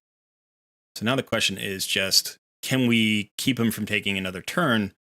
Because we don't have any heals on this team. There's no leech. Deacon would be great on this team, too. Deacon could be really good on this team. Obviously, Deacon is strong affinity, so that's going to help you. He's got a double hitter on his A1. He's got a leech. He's got turn meter fill, turn meter decrease, AoE drop defense. He's perfect for Fire Knight. He's a great support. You wouldn't necessarily pull Scylla the Drakes for him because she's got the slow. And you want that slow. You kind of desperately need that slow.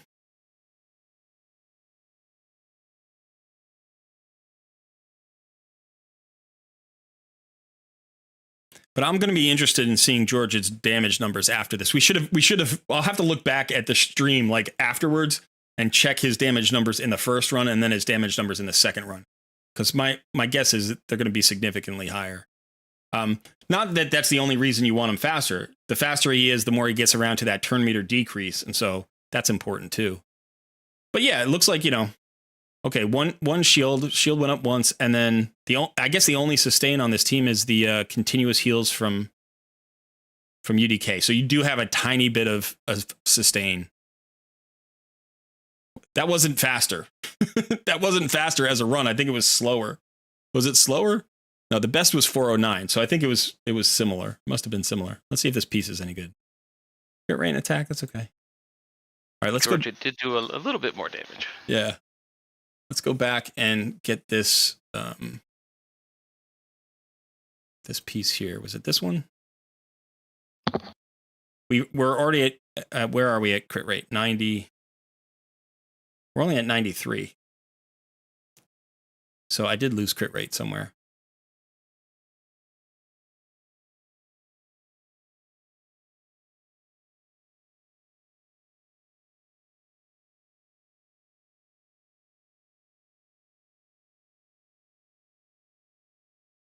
All right. Now I want to rebuild this guy, but I don't have the energy to do the full rebuild, but I'm just going to check something. I want to check these two. I want to see what's here.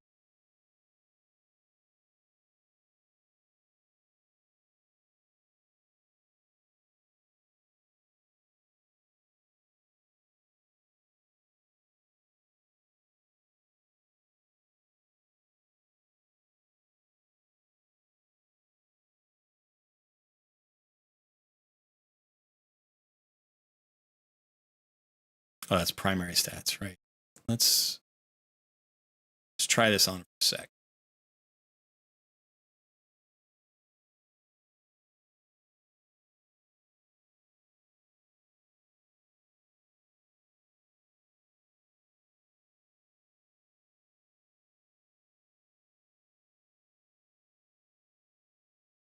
So one of the things I don't like about this. So is this a defense percentage? It is. Okay. Let's just check if there's another defense percentage out there that's got some crit rate on it.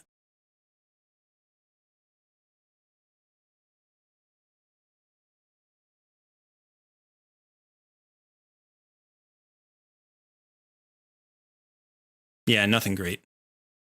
This would be the most interesting one. You could get Ragash in a relentless set. I run mine in a relentless set. It gets him around to that strengthen faster, gets him around to his veil faster, gets him around to his AoE faster. So that's a consideration. You could go that route. I don't know if you have any good relentless gear. But let's see if you have a glove in relentless that would be solid. Doesn't have to be defense percentage.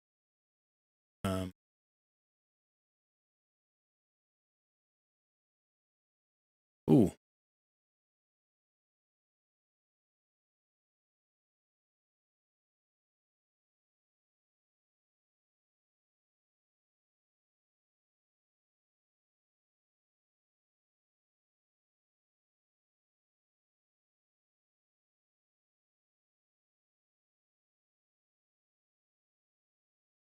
Don't you roll into attack percentage.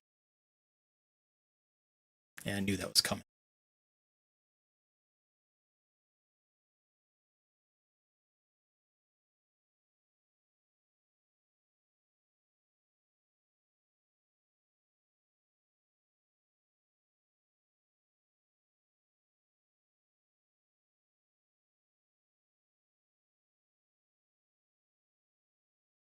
That's got 11% in the crit rate, and it's only been rolled twice. That's nice. We could revisit that. That would be pretty good. Let's roll that a third time. Let's just see if we get a crit rate or speed. Crit rate.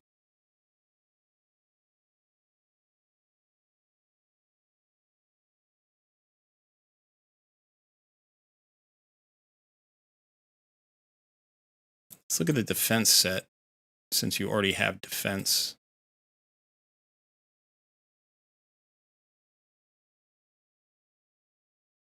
Wait a second. You have no weapons in defense and no helmets in defense. Okay. All right, so let's just look at defense. What do you have? You have speed 45 and then shield. Neither one has crit rate on it.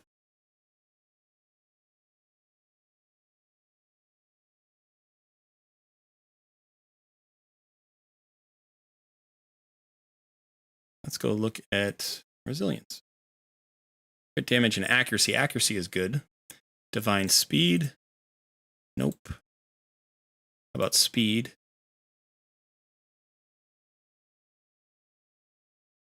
Nope. Let's look at substat crit rate. Accuracy set could be good. Perception set would be good. Righteous set could be fine. Double roll into crit rate. Retaliation could be fun. Let's try on this righteous set. And then what we need is we need a weapon or a shield.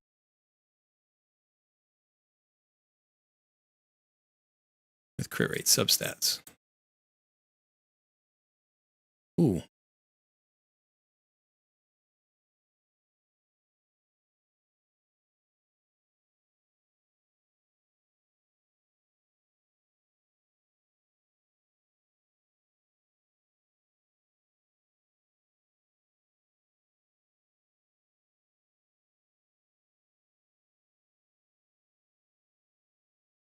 We actually don't need crit rate, do we?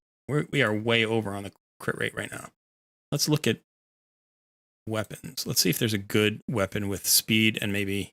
You can't get defense on a weapon, but speed and accuracy would be good. That one's nice. See what this rolls into.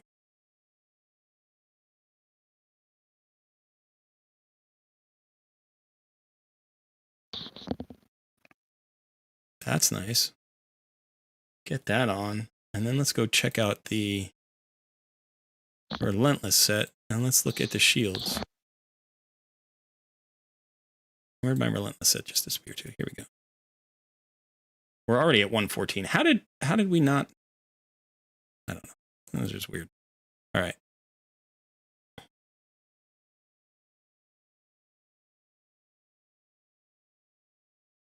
Two rolls into defense there with HP, speed. It's extra crit rate too, but we don't really need that.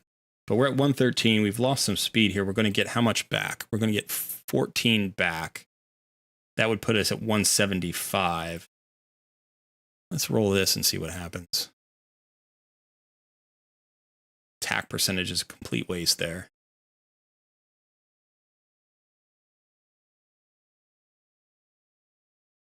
All right, I'm going to roll this up. Nice. Exactly what we wanted. Triple roll into defense would be good here too, or speed. Crit rate, more crit rate. It's going to give you more flexibility later on, but not super helpful right here. Accuracy, perfect. Get that defense on this. Let's get speed or accuracy here. Resistance is not bad. And then we don't really care. We don't have to roll that one up. All right, what are we at? We're way, way over on crit rate. We lost 130 defense. We lost 1 speed, but we're going to glyph that back. We gained 9,000 HP. We lost some crit damage. We lost a little accuracy. I think we're going to get some of that back, though. But now all of a sudden we've got a chance to go again. So let's glyph this out and see where we end up. Again, we're going to stick to the 3-star glyphs. All right. Why don't we start working on our next our next victim here? Let's see.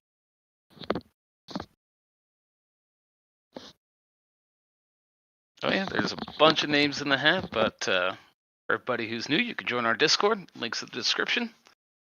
There is a 10-minute timer, so if you haven't joined yet, I would recommend doing that as soon as possible.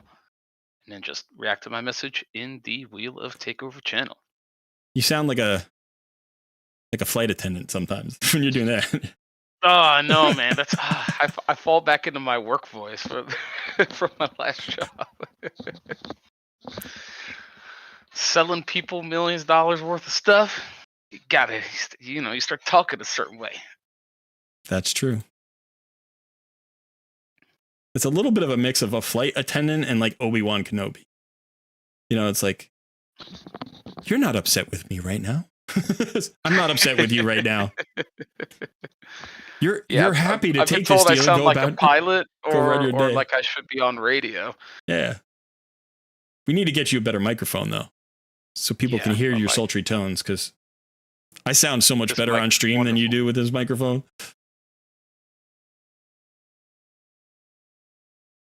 It is the microphone, by the way. It's just the microphone. It's just good audio quality. He's coming through his headset, plus through Discord, plus through YouTube. So it's like there's a lot of filtering. Plus through your OBS. And through my OBS. Right, yeah. All right, let's see what we're doing here. 10K HP. We lose 80 attack, 81 attack. We got 7 speed. We got to 100% crit rate. We did lose some crit damage. We didn't lose much accuracy. We picked up a lot of resist, which is nice. Let's go ahead and equip all of those. And then I want to check out these. Let's see if we don't have a better. That was 6, huh? What's this? Got 2 rolls into accuracy. I'm going to leave that alone. Let's look at this. What we rolled here? Defense, accuracy, HP. That is pretty good. I mean, the only thing that you could get there that would be better would be some speed, like this one, and you got more accuracy on 6. What would we be trading away there? We'd be trading back 2,800 health, but we just picked up like 8,000 health, so I'm not too worried about that. We'd actually get a little bit of extra defense here as well. Let's run this up and see what happens with the last one. We might get HP percentage. Got flat HP. I'll put a 1-star attack lift on that.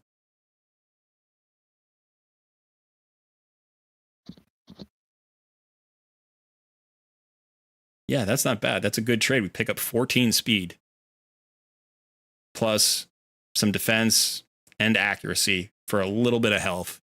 That's a good trade. All right, 38k health. Now here comes the final test. Did that do anything for us in Fire Knight? So we're going to make the move. We're going to lose all of our sustain here. Oh, you had a team set up, didn't you? We could do a team setup. Let's do a team setup. All right. So the interesting thing is, I think we're going to stick with that as the lead. We could put Ragash in the lead, right? Because he's pretty sick. And he would give more defense to Newt, who would hit harder with it as well.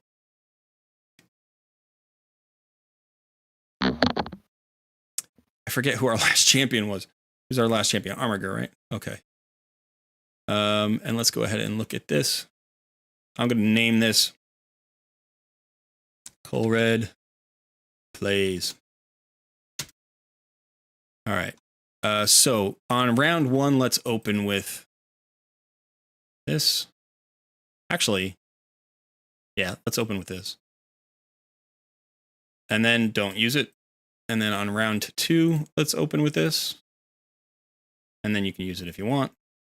And then on round 3, we're going to turn it off because we don't need it there. And we are going to open with this. And then we'll worry about the fleetness. And then as far as this is concerned,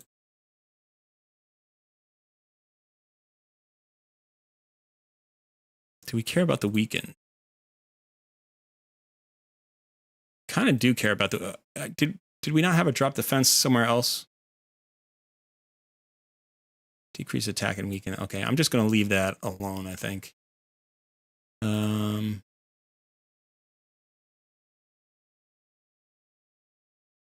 right, we're going to open with this, and then we're going to prioritize this.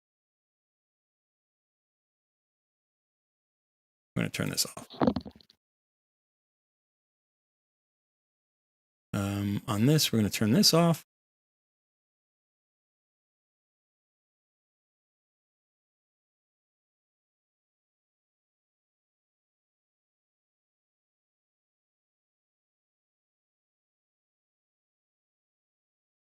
Shooter's asking, why are we turning off the decreased defense from Ragash at the boss?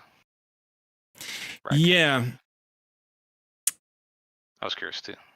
So here's the thing about this. The decreased defense it can be helpful in improving your speed to clear the boss, right? But it's an AoE that only hits once. So normally on your first turn, you want to make sure you break the shield and then get the turn meter control on him. So you want to open with the A2, which is going to give you that double hitter. Then you have this skill, which is going to be a long cooldown, but it gives you increased speed and strengthen, which is nice. But you want the increased speed. I know you have High Katoon with the increased speed, but this is going to give you more coverage here. You could actually even turn this off, maybe. Yeah. But so, yeah, we could do that, maybe. We could do that. We could turn this off.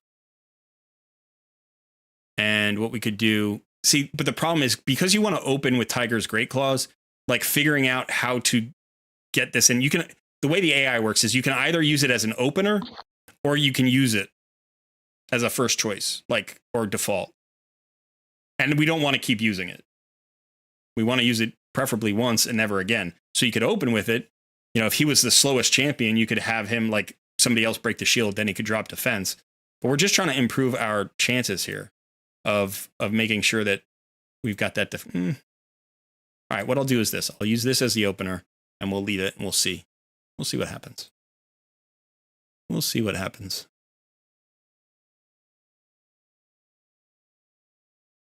Get that AoE stun out there. That's beautiful. I mean, one of the things I didn't look at was High Katoon's accuracy. It also looked like she wasn't booked. So potentially booking her out would help a lot with this, with anywhere you use her, really. But she gets more turn meter chance on her A3 if you have that booked. She also gets more chance to land the slow if you have the A1 book. But see, this is beautiful. So you let Ragash use this as the opener. He stuns the whole wave. And then he and Newt and Georgia are going to go to work while they're all stunned. They're not going to get a second turn. Armiger is going to decrease some turn meter, which is fine. That's helpful. High Katoon will keep everybody going. And now you don't have to have the ultimate Death Knight there to tank because they literally don't get a turn. Remember, he's strong affinity as well. Ragash is. So like you'll have to change this team up if you get off of stage 20. You know, if you go up to stage 25, it's a different affinity. I'm trying to remember what stage 25 is. If it's spirit affinity, I would keep him. But so he's first in the turn order, so we need him to use his double hit to help break the shield. And I should have changed. I messed that up. I should have changed Newt's AI for round 3. Should have made sure he opened with his triple hitter. But there we go. And I don't think he's going to get a turn. If we get the slow on him, it's over. If we don't get the slow on him, he might get a turn.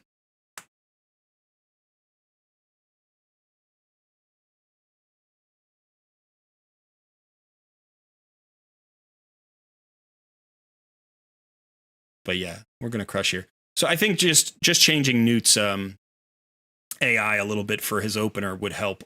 And then you could just let it run. And then this should be good.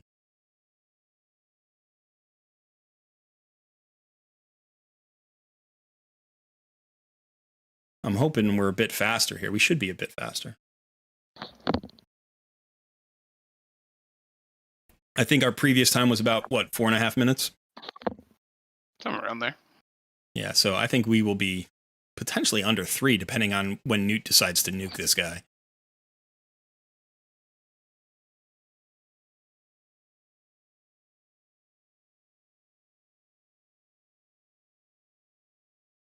No, it's going to be just over 3, I think. So, things to do next. 6-star Armiger, book out everybody. No, just under 3 minutes. So we just trimmed like a minute 15 off of the fastest time. I think it was the fastest time was like 4:10 or 4:06 or something.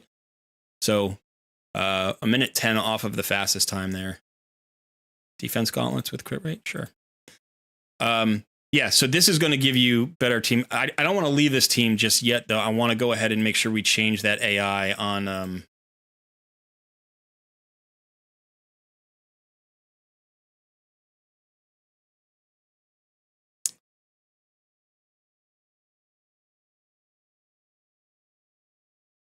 Let's change the AI here on Newt so that on round 3, we want him to open with his A1.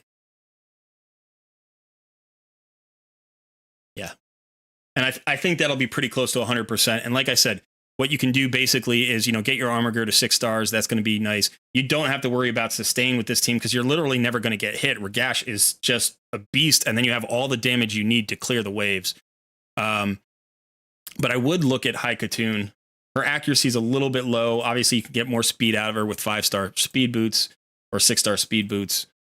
And then, I would highly consider booking her. If you can get books into her A1 and actually, you want to book everything. You want this cooldown is incredibly important.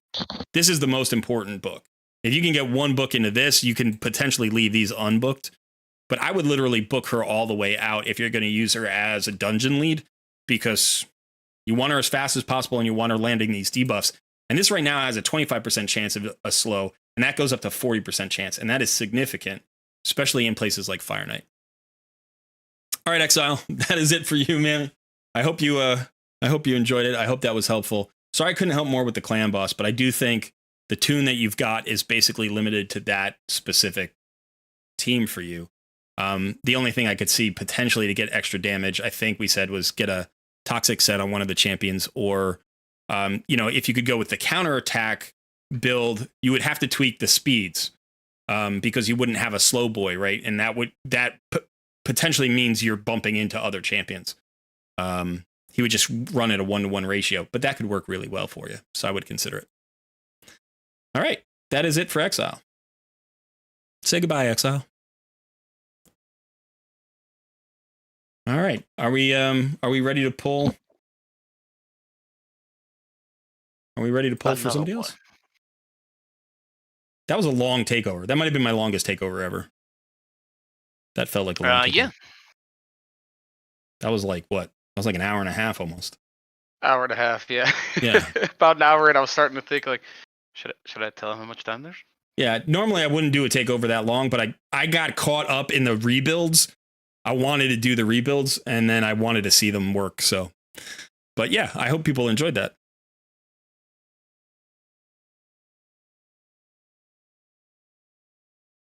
Shooter90 says, also Arbiter for High Katoon will be a big upgrade for that team since she provides an increased attack for Georgid. That's true. And then potentially, you get a little bit more turn meter fill. You also get the weaken on the A1, which is really nice. And I think her A1's a 2-hitter as well. So that's an upgrade. But you would lose the speed, and you lose the speed aura. So, do you make that swap or not? I think the team that you've got is great, but as you get new champions, you want to put them in places. So, Excel says, thanks a lot. In my downtime, this boomer needs to figure out how to operate Discord. No worry, Exile. And all right, you want to pull another one? Thanks for representing the boomer generation. It's good to have you here. Yeah, are we pulling again? Let's do it. Yeah. All right. We still need to figure out a way to get this on screen. Oh, I forgot about that. Yeah. We'll try to work on that for next week. But Exile, that's a good account there. And you're going in the right direction. Speed, speed, speed. More and more speed, get more speed. Always think of speed not only as a damage multiplier, but a utility multiplier. Because like, even if you think, oh, I'm getting more speed, but like the multipliers would be better to get more attack, you generally want more speed because more turns means, more buffs proccing, more debuffs proccing. more gear sets procking. All of those procs add power. So it's not just about maxing your damage. The one place you really don't want speed boots would be arena, but you still need to reach the speed to be speed tuned. So if you need speed boots in arena, you'd rather take them than not have them. You don't want to get disconnected. So, all right, who hit? All right, we've got our next winner, Ricky. Ricky Lau. W. Ricky Lau. All right. John says add that to the list to do. Yeah, the list is never ending. Yeah, it is a never-ending list. But yeah, the other thing I forgot, we put that Ragash in Relentless gear, didn't we? Indeed. Yeah, so that's gonna, get him extra turns, which is gonna be helpful in Fire Knight, but that's helpful everywhere. I use Ragash in Live Arena. He wrecks Live. He is so good in Live Arena, and he rarely gets banned. Every once in a while, he gets banned. But he's really, really strong in Live Arena because he's like a defensive and offensive champion simultaneously. So he gives you that flexibility. If you pick him early on your team and they don't ban him, he's going to fit into like a go first arena team. He's going to fit in a go second arena team. He's got the defensive aura. He can go defensive with the strengthen buff and the veil. He can go offensive with the decreased defense and the stun. Super flexible arena nuker for Live Arena. So let's get Ricky in here. If Ricky's around. Yep, it's Hanru in the YouTube chat. I did go ahead and assign you. You can join us in the Coaching Voice channel. Again, whether you want to be on voice, not on voice, chat, that is entirely up to you. For your oh, hey, how's it going? There we are. For your account info, you just want to ping that to Cole directly. No reason for me to have access to it as well. Yeah. Hey guys. Hello.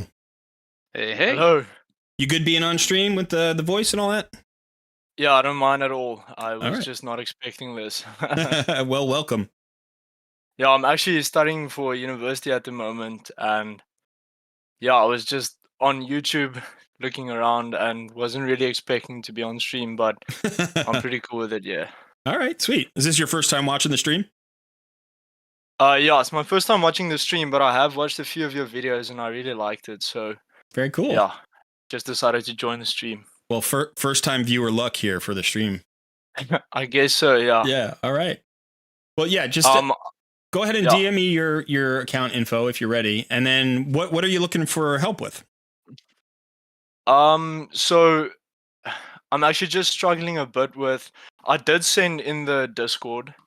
I struggled a bit with my clan boss team because I'm quite unsure on which champs to choose. Because it's free gearing. Like there's no gear removal costs. Right. So before I wanted to change my gear on the champs and mess up all my dungeon runs, I just wanted to make sure that I had the right clan boss team. Gotcha. And I'm on the Hell Hades website, like the gear optimizer. Yeah, sure. And yeah, so I got a few like very good builds, but I don't want to, as I said, I don't want to mess up the builds of the rest of my champs. Okay. So yeah, maybe just a bit of clan boss. Sure. I can do that for you. I haven't gotten your information, so I don't know if you pinged it to Sun accidentally. Do I just message it to you like? Yeah, I'll send you a DM. On Discord. I'll send you a DM right now, and then you can just respond. Yeah, I'm sorry, I don't really use Discord that much. Yeah, no worries. No worries at all. To it. Okay. So did you get that DM? Yes, I did. So I just sent you my login details, right? Correct. And then I post them on here on the stream for everybody to see. And then we all enjoy your I don't want to lose all my gear. No, all right. Let's get back into. Try that. Just let me know if it works. Sure. Yeah. As I said, I wasn't really expecting this, so quite excited to see what you guys think of the pleb account I have. Yeah, absolutely. How long have you been playing? So the thing is, I played a lot like a year or two ago. Okay. I played for around like 50 days, maybe 100 days, and then I just stopped because I got some very bad shot luck, Okay. and then I just got back into it. And the problem is, my problem with the raid is as soon as I get started, it like I don't want to say addiction, but I really start getting into it I a know what you lot. mean. So yeah, just doing everything every single day. Um, yeah, it's weird seeing my account on the stream now. Uh, Yeah, here we are. Okay. yeah, so So let me just look. All right. So you're 210 days in. So you have your Seal of the Drakes then. Okay. yes, I built her as soon as I got her, and then that was around when I stopped playing. Okay. And as soon as I got back, I built her. Yeah, Okay. And which clan boss are you in here? Are you I'm in Nightmare, Nightmare. Okay. doing around 27 million. Yeah. Okay. So you've got a 2-key Nightmare team, Yes. and let's see. All right. So this is not bad. This is a decent team. You've got you have 2 decreased defenses. You've got a decreased attack that's going to extend your life. Vogoth is giving heals to everybody from the AoEs, which is nice. And then Mashalad gives you a speed buff. I don't know. I don't own Mashalad on any account, unfortunately, so I don't know him just off the top of my head. And then you have the reflect damage and the HP burn from Geomancer. So that looks pretty solid. Yeah. So basically, my only problem is I don't have ally protect or increased defense or block damage at all. Right. So, yeah, I was thinking maybe replacing Vogoth with Gerald the Sigiled, if I'm not mistaken. Just got the Sigiled because he does have increased defense, but I was unsure if the increased defense would actually negate the damage I lose from Vogoth. So that's why I said like I need help with my clan boss team because I'm quite unsure what to do at the moment. Right. Yeah. I got you. So you're thinking, if you lose the decrease attack, but you get an increased defense, is that better? And you were talking about this guy here, Gizgard the Sigiled, right? Yeah, because he's the only champion that in my roster that does increased defense. AoE increased defense, yeah. Right. And he actually does have decreased attack on his A1. Yeah, but it's the turns don't work out nicely. But that's not a problem. Because I have decreased attack for what's his name? Dr. Pierced. He already has decreased attack. Oh, I thought you were swapping him out for Duke the Pierced. Who are you swapping him out for? Maybe Vogoth. I was thinking maybe Vogoth, but I'm gotcha. As I said, yeah, I'm unsure. I really don't know what to do at the moment because I have very good speeds on my dungeon runs, like sub 1 minute on level 20. So I'm not very stressed about the dungeons. Okay. Especially as I want to start getting into fusions, because in the past I saw it as way too much effort and I never had enough resources saved up, but I really want to start getting into them. So I sorted out, because I was very lucky to pull Sia the other day. So I built her, and now my dungeon runs are like sub 2 minutes. My spider is quite quick, but it's still just clan boss. I'm struggling on clan boss. Okay. Well, let me look through your roster here and just see. Okay, no problem. Available. You said you don't have an unkillable buff anywhere. No, no unkillable, no block damage, ally protect, nothing like that. Right. The roster's looking pretty slim at the moment. Maybe Sandlashed. You've got some good champions. No, that's not Sandlashed. That's not Sandlashed. You've got some good champions, but let's see the vault. What's in the vault? Yeah, there's nothing there. Okay. Unfortunately. No, there's only like chickens and a few voids. Yeah. So you do yeah, okay.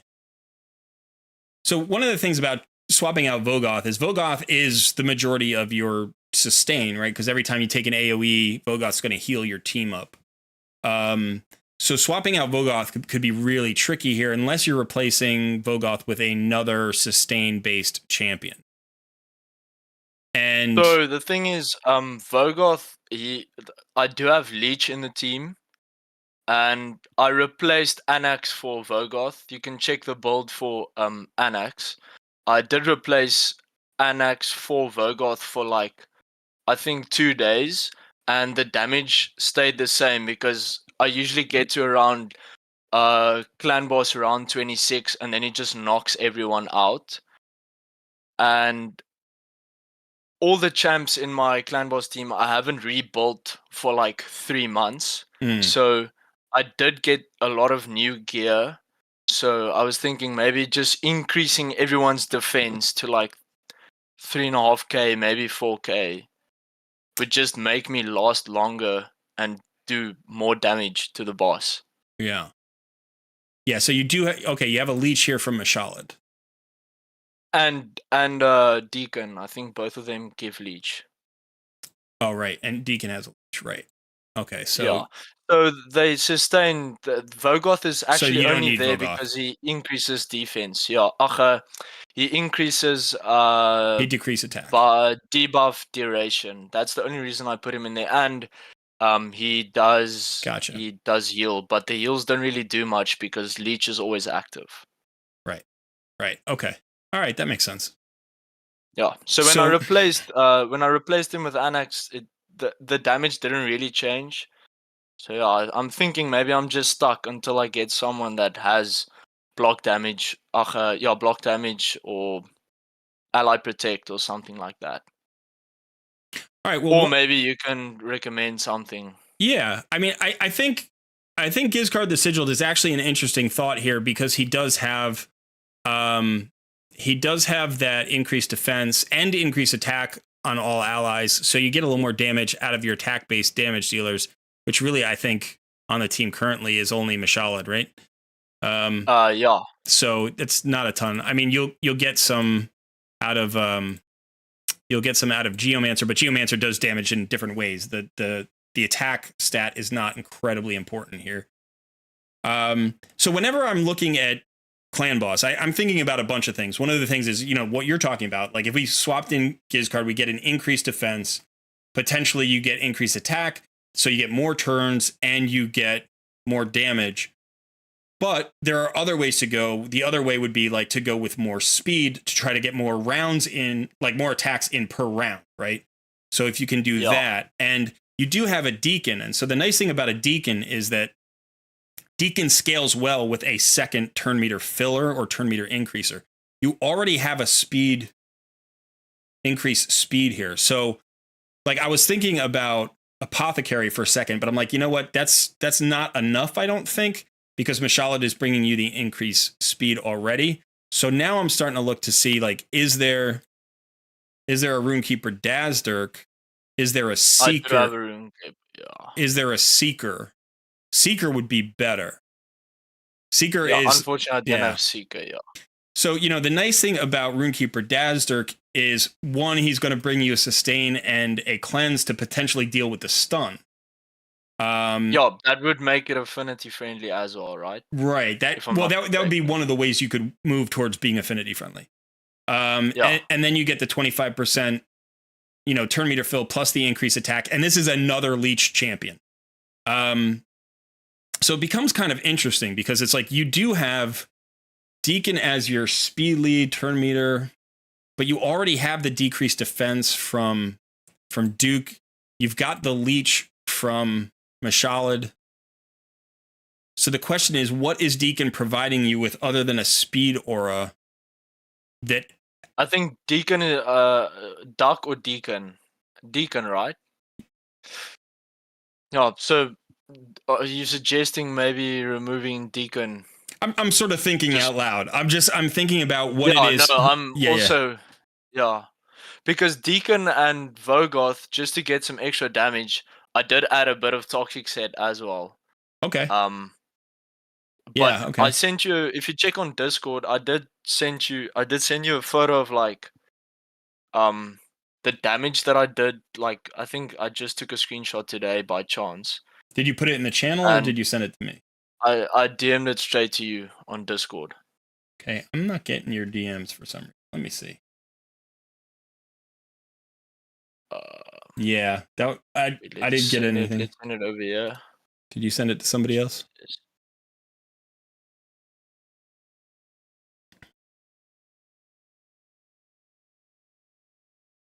Yeah, I sent it to Sun. Okay. And Deacon is really doing no damage at all. Out of the 27, he only did 1.9 million. Okay. So he's not really doing much. Yeah, I'm also looking, like, if this is the best poisoner that I see right now on your account, which would be Aothar. I don't see. What about Annex? Well, Annex is a very good champion. Yeah, and a solid does poisoner. Aothar have better poisons? I'm unsure. Yeah, well, Aothar is slightly better at poisoning. Annex is definitely a better champion overall. You get four poisons up for 2 turns on a 3-turn cooldown. So that's a little bit better probably than Annex, who gets I think it's two poisons up for, they are up for 3 turns on a 3-turn cooldown. So that, yeah, you're right. It might just be Annex here. So let's see. You swapped Annex in for Vogoth, you said, and the damage was about the same because they die a little bit earlier? They died around the same time. The one problem I did start having was that the debuff meter for the clan boss started filling up. Gotcha. So, and that's probably because when I added Annex, his 5% poisons weren't landing because the debuff meter was already full. So, yeah, I did remove Deacon's toxic set, and it stayed kind of the same. But then I started running into affinity problems for some reason. Like, I would get 26 on the one and then 20 straight, or 18 on the other affinities. Whereas the team I have at the moment, it's around 24 to 27 for all affinities. Okay. So then I was like, it's staying the same. Let's just revert back to my old team. And I put Vogoth back in. Yeah. Gotcha. Yeah. It's a tricky one. I've been like brainstorming for quite a while, and I couldn't find anything. I just decided, like, let's just wait for a man eater or Helicath, or just anything with block damage, or unkillable, maybe ally protect or anything, because at the moment I'm not doing much. So if you think maybe clan boss, I should just wait. Maybe you can have a look at Hydra, because I think my Hydra team is very bad. Or like just giving me a few tips and then moving on to someone who can use that's okay. the I don't mind. I don't mind the challenge. I like the challenge. I don't mind looking at it. So what I have actually done here is I pulled up the HH optimizer myself to just get some ideas clicking. Now I have some thoughts, but it's kind of it depends on, you're going to know more about your account. It depends on the balance of things in terms of, like, the books that you have, the chickens that you have. Like, if we run up a new champion, what does that mean for the other teams on your account? So right now, what it does feel like is, now I love Deacon. He's great.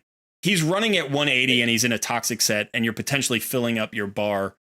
And so this may not be the best build for him. What I would consider doing is potentially moving him into a faster set. Maybe like 3 perception sets would get his accuracy where you need it to be, get him a bit faster, and that's going to give you more flexibility. It's going to clear up that debuff bar to potentially bring Annex back in there, and the additional speed is going to get everybody more turns from Deacon. I don't think we can swap him out because you don't have another speed aura available. So the best thing that we can do is get as much speed as possible. The other thing is, like, okay, so let's look at Mashalad here. I mean, the increased speed there that's your other speed champion. But I'm noticing a lot of broken sets.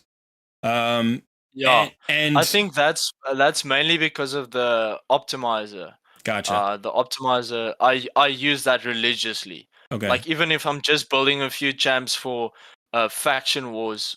Like for some reason, I just use the optimizer religiously. And one thing I have noticed recently is I have gotten way better gear. As I said, the builds you're seeing on my clan boss champions at the moment, it's very old. Like Okay. because I was scared of changing it around, it's very old builds. So you'll see like green and purple. Whereas if you look at Anax, which was recently built, you'll see like very good gear in general. Like the gear is a bit better in my opinion. So yeah, I like the idea of maybe just increasing everyone's speed just across the board. And I do have a lot of glyphs as well. Okay. So that's another option. Yeah, let's go ahead. Yeah. Let's go ahead and look at let's see what's suggested here. So one of the things that I mean, I haven't done my video on this yet, but broken sets are, to me, especially for free-to-play players, are problematic. Now, if you're constantly swapping the gear, that's one thing, but typically you don't want to do that, right? You want to land somewhere. And so it depends on the set, but you can potentially find, some value in making some manual gear swaps. Like the optimizer is not bad for that, but it doesn't, like, if you ever watch any of the videos on it, what you can basically do is you can tell it, like, make a decision based on this one thing, or make a decision based on like these 2 or 3 things, and then just go find me gear. Whereas like you are capable of, factoring 20 different factors in, and all the other things about your account. So you can actually gear better than the optimizer does in the long run. If you're trying to find a solution immediately, the optimizer is awesome. But yeah, so we're looking right now, and I don't see anything that's jumping off the page here in terms of great damage. That's a problem because the damage looks almost the same, if not less than what I'm currently doing. Yeah, let's see if let's see what happens when we go to Ultra Nightmare. Yeah. Okay. Ornn is a very good champion. If you're staying with the killable composition, Ornn could be a good fit because he's very tanky for a poisoner. And here's Anax and Vogoth again.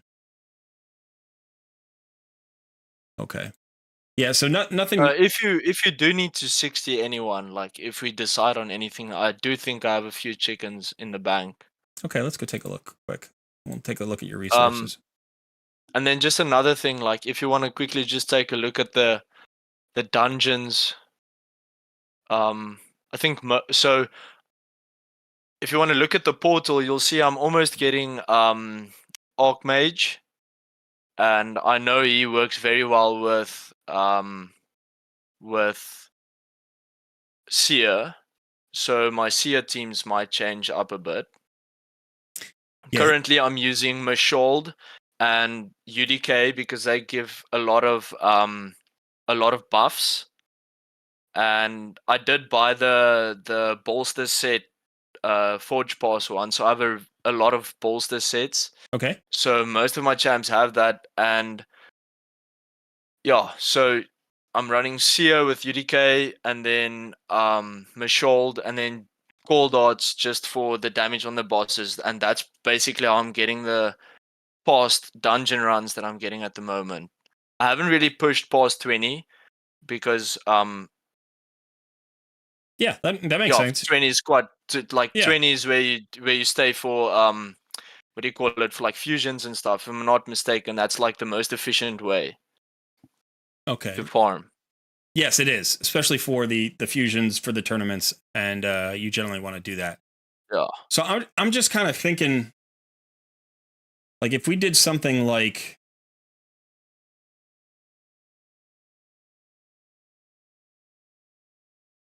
all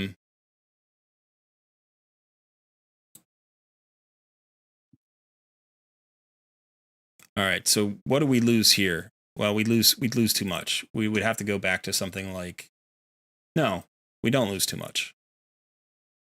We have the drop defense.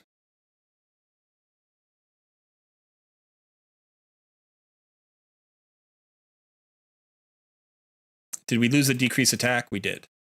Right, we lost the decrease attack. So that would be problematic. Okay.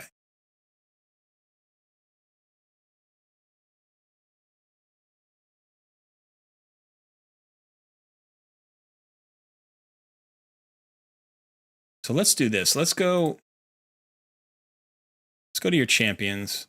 I don't know if you've ever used this filter. I love this new filter, by the way. You can go down here to buffs and debuffs, and you can pick the champions that show the debuff. So let's look for a decrease attack. Oh, wow. I have not seen that yet. Yeah, this is so good. They just added this a few months ago.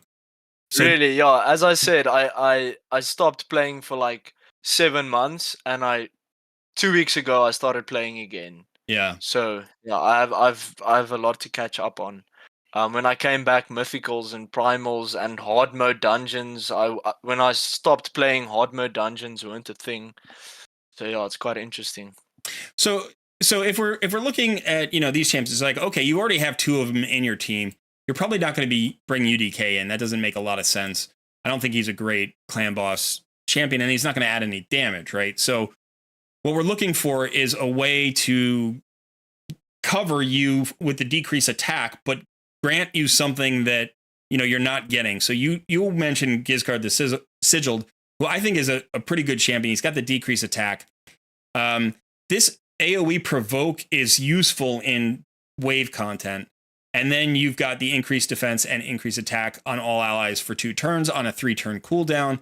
So you get the increased attack buff here, which would make me think that even though you have Runekeeper Dazzdirk, who I love and who gives you a lot, right now you're doubling up there. So now it's like, okay, do we want Runekeeper Dazzdirk and Gizgard? And maybe, we're talking about building 2 champions. You have one here at 5 stars and one at 4 stars to get there. And this may not get you to Ultra Nightmare. This may only improve you maybe to a 2-key Nightmare as opposed to going from a 3-key even to a 1-key in Nightmare. So it feels like a lot of investment for maybe not enough return. Yeah. So I do think that this is a good option that you could potentially swap him in for Vogoth or for Duke the Pierced, right? Because you can actually swap out Duke the Pierced here, and then you still have the decreased attack, and you would now have the increased defense and increased attack. So you could make a one champion swap here and just do that. Yeah.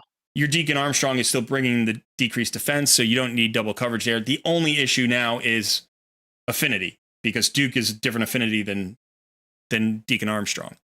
But that could potentially be helpful. So I think the other place to look is just to look at the gear and see if you can't get more value out of your gear.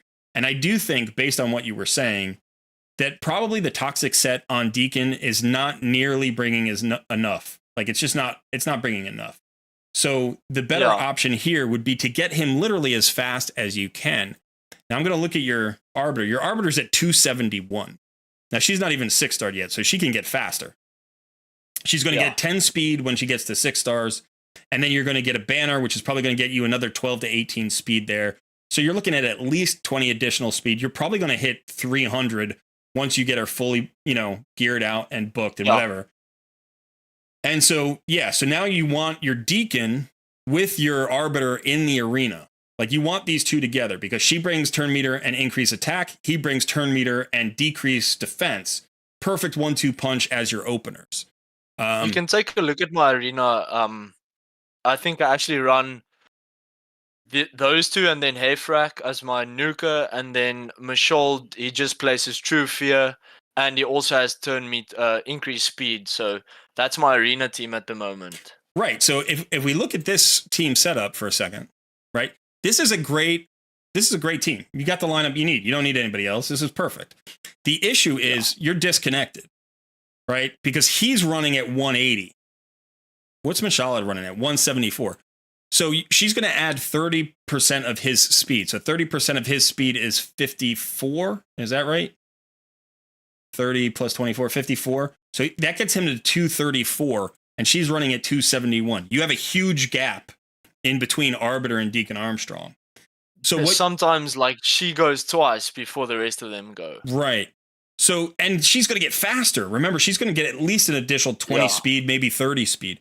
So let's just, if we anticipate she's going to be at 300 speed, then in order to get a 30% turn meter fill and have Deacon connected, he would need to be at roughly 235, right? So that would give him, somewhere around 235.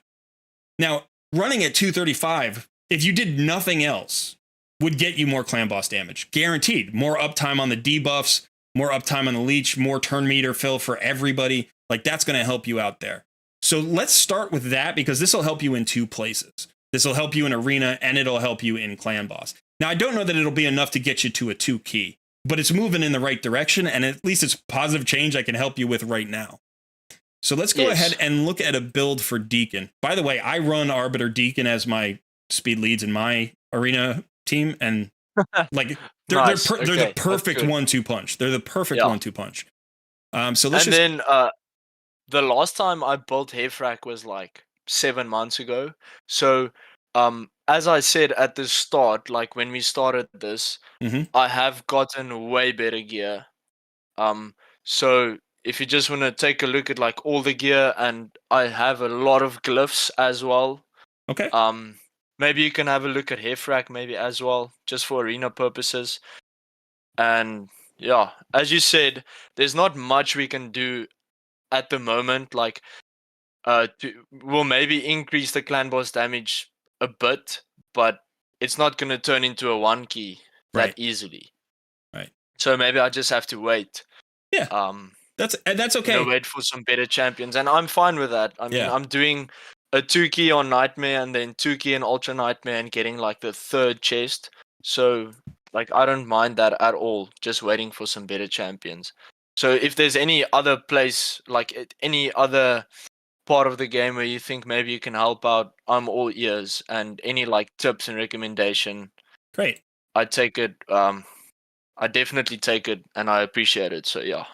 All right, well, let's take a look at... So I'm looking at speed boots. Now, first of all, you don't have enough.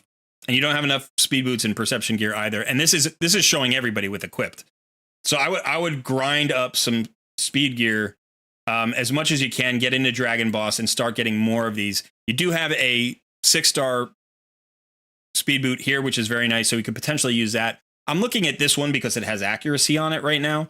So I'm not even going to roll it up. I'm just going to slide it on, and we're going to like start to put together a build here for him. You also have these down here, which again, this isn't a perception set, so that's great for him, but it doesn't have any good substats. So I'm gonna lean towards the speed at first. And what did we say we're shooting for? About 235. So if we can get over 230, I think we're in good shape, because you're not at the 300 threshold yet. So let's take a look at that. And then now what we're looking for is, I want to look at these 2 pieces. I want to look at chest piece, and I want to look at his gloves, and I want HP percentage or defense percentage. I don't need accuracy there, because we're probably going to get accuracy from other places, hopefully. So I'm going to check out the perception first. I'm looking for anything with this. In fact, I want speed substats. It can only have speed substats. This is a beautiful piece. That's a beautiful... That's the best piece I've seen on your set. This is a really nice piece as well. This is a great piece. So you got great pieces here. The thing is, I can't really like the stream is on a bit of a lag. Oh, you're right. You're right. Yeah. Okay. So the gloves here on the defense with a double roll into speed. That's awesome. And then you have a double roll into speed here with HP. Chest plate. This is 6 stars. This one is also good because it's got resist, but I don't care about resist. We want to go first, and it's not important to have resist if you're always winning the speed race. So I'm going to put these 2 pieces on him. Now we're going to look at the other 3 pieces. We want speed substats. If we can get accuracy, we're going to look for accuracy as well. And again, I'm going to start with the perception set here. Speed, accuracy, crit rate. That's good. Speed, accuracy, HP. That's even better. Speed, accuracy, defense is good. Yeah. If you want to make yourself a little cool, you won't block the numbers on the screen. Thanks for the shout out. There we go. All right. So all good pieces here. So let's see, because our limitation might be the speed. Your speed and accuracy right there. That's a beautiful piece. You got great gear. Look at this. Speed, resistance, accuracy, defense. This is beautiful. That's what I was telling you. Like, I think I have a lot better gear since I last built all my champs.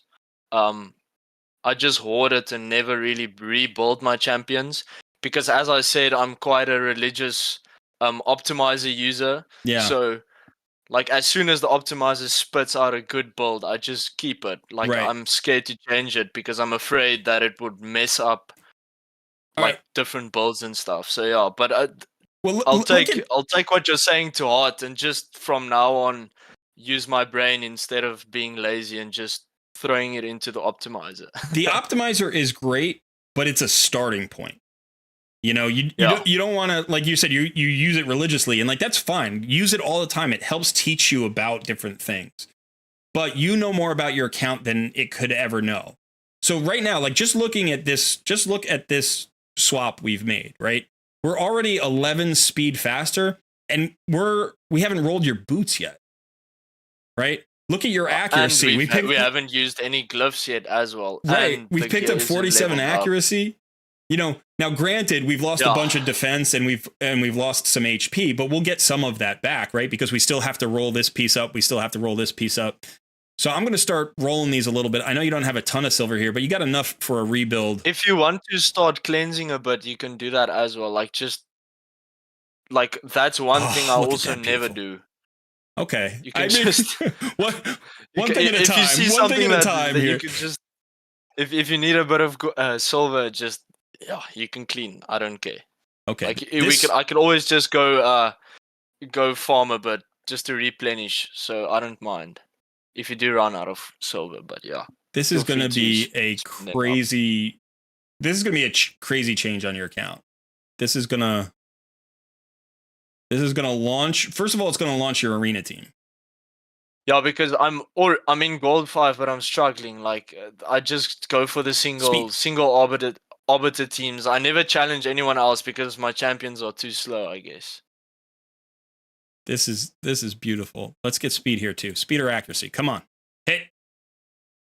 Crit rate. All right. So look, we're at 230.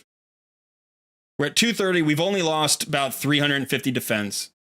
We've lost about 7k HP. So we have gotten a little bit like easier to kill, but we got our accuracy up where we need it. We still haven't glyphed out, and we haven't looked at your accessories yet.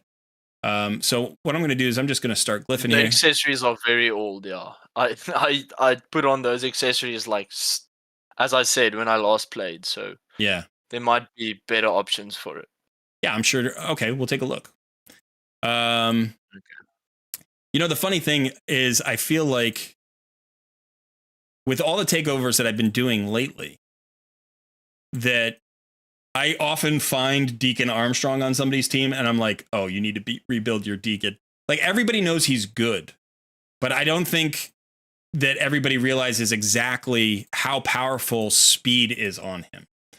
You know, how powerful accuracy is on him. You just want... I think the reason I never really like focused on speed is because like just watching a bunch of YouTubers across the board, it's always when it comes to clan boss, and my prioritization goes clan boss and then the rest of the content. Sure. So if I build a champ for clan boss and the YouTuber says like, or the content creator says 3,500 defense and then just above 170 speed, I build a champ like that and I leave it. Yeah. So, and then I just hope it works everywhere else. Right. And like, except for arena, across the board in all my dungeons, it works. But yeah, I hear what you're saying, that the defense could actually, the speed could actually make a big difference. And yeah, I understand it. I'm gonna be more.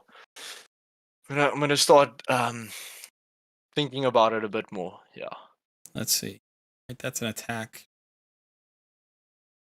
What did we lose? We lost HP. Let's see if we can get some HP percentage back here. HP with HP. That could be good. These can be good in arena, by the way. The reaction rings. But let's roll up this 6-star. Give me the HP percentage. Come on. There we go. Flat HP, maybe? Defense percentage? Attack percentage. Okay. Let's take a look at that. What would we get? We get 1,000 HP back. We lose some more defense there. Yeah, I don't know. I don't know if I want to risk that. Let's see if this rolls into HP percentage. If we get a double roll into HP percentage, this would be... No. All right, let's try this one. Defense is good. HP percentage. That's not bad. What would that give us? Yeah. All right, I'm not seeing a clear upgrade there, so let's check out your... Okay, let's see.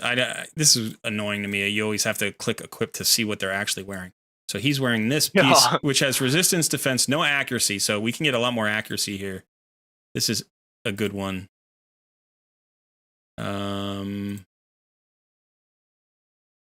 Yeah, let's see if this rolls into accuracy at all. Even a single roll into accuracy would be very useful. Defense is great. Let's see if we can get accuracy again. Defense is still good. So that's going to get us over 300 accuracy. Let's take that up all the way. I'm watching your silver. Ouch. 2.4 million for that. Sorry. Yeah, sorry, buddy. It took me like 2 days to get that silver. It's fine. Okay. I just farmed a bit of... My spider team is 30 seconds. So whenever I have any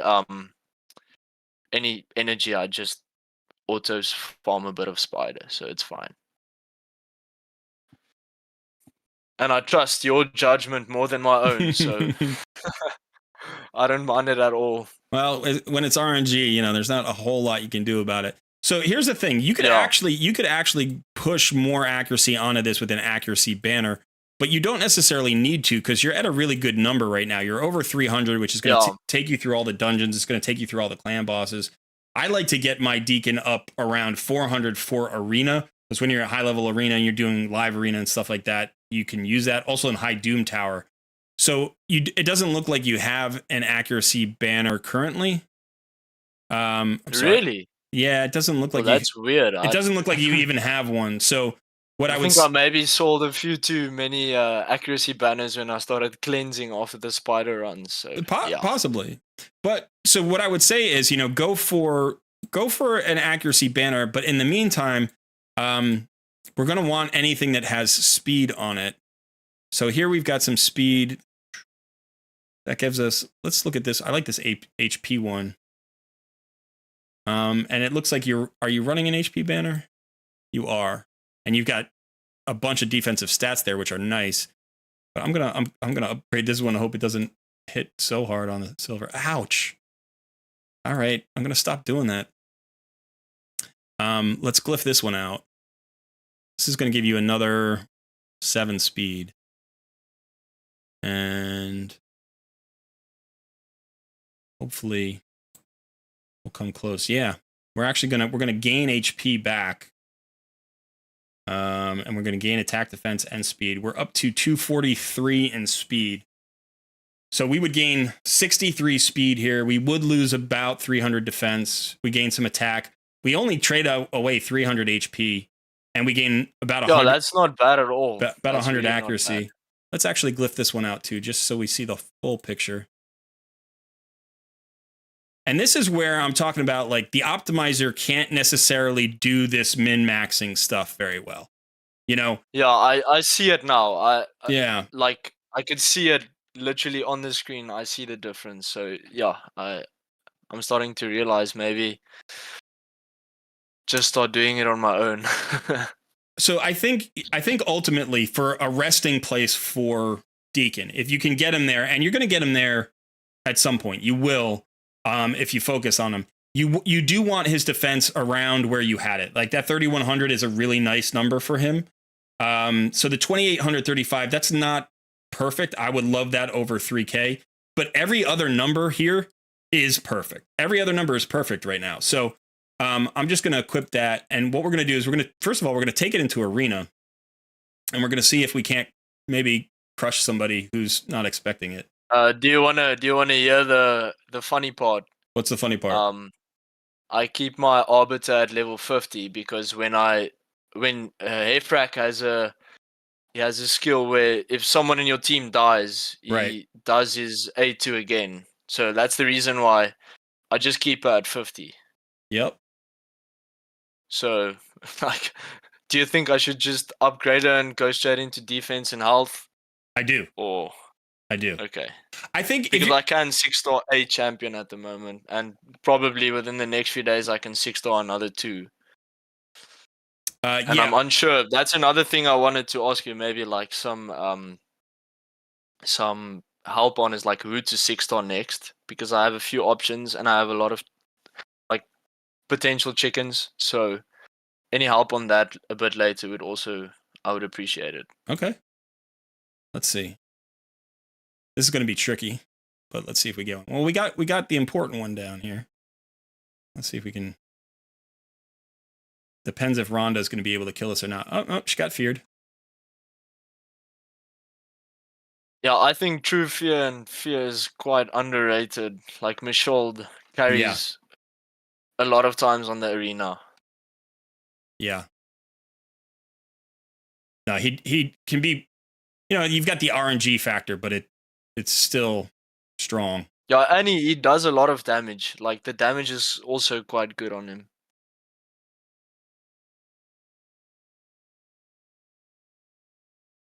Yeah. That's too bad. Okay.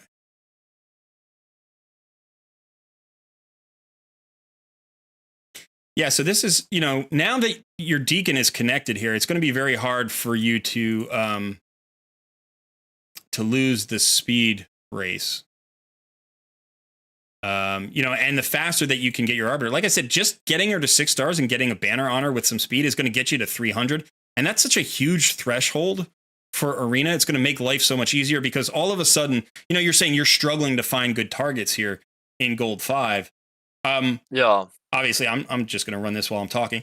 So, but I think that once you cross that 300 speed threshold on Arbiter, all of a sudden you're probably faster than at least 40 to 50% of the Arbiters out there.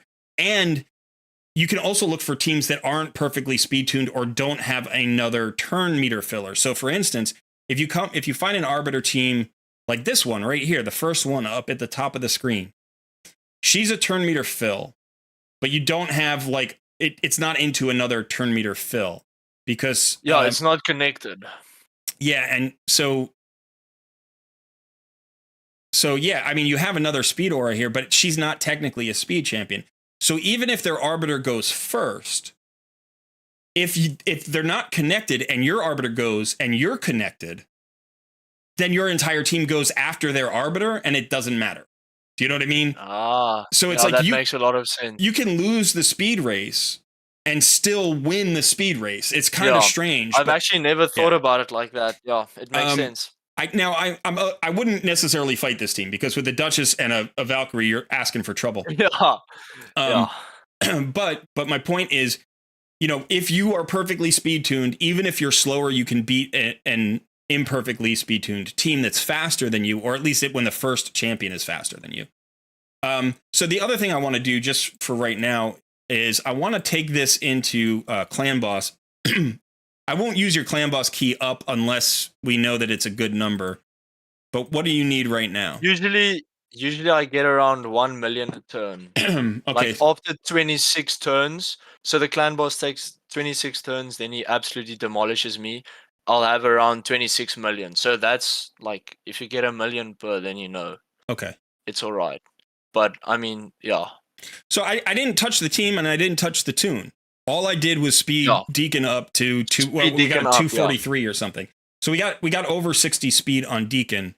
And my guess is that's going to get your whole team, maybe 15% more turns. You might get another 3 million damage out of this. Maybe. And that would actually be quite nice. We'll have to see. So what do you recommend on the Vogoth thing? Maybe replacing Vogoth with Anax. Yeah, I mean, maybe Duck. We talked about. I mean, you can pull Vogoth out here. You could potentially pull Duke out here. You've got Gizcard the Sigiled, who's an option. You have Runekeeper Dazzdirk, who's an option because you still don't have, the large increase attack here. More turn meter fill would help. But the problem with the place where you are right now, and this is tricky because I was stuck to here for a long time. You don't have a clear Ultra Nightmare team. You know what I mean? You don't have. I don't have a Deadwood Jedi team. You know, like a perfect 1 or 2 key team. Yeah. Or even in the optimizer, you go to the HH optimizer and it didn't spit back anything good for us. Do you know what I mean? So chances are you're going to need to pull more than one champion to get you there. Now, if you get a Demitha, if you pull a Demitha in the next few months, she could be your one-stop, shop solution for this, because you have Eris, you have Deacon, you have High Katoon, and you have Apothecary, and so some combination of those 4 speed boosters, and you have Mashallah, so 5. So you have 5 options to pair with Demitha to get her to a 3-to-1 ratio. Now, in order to get her to a 3-to-1 ratio, you're probably going to have to run her at like 290 to 320 speed, somewhere there.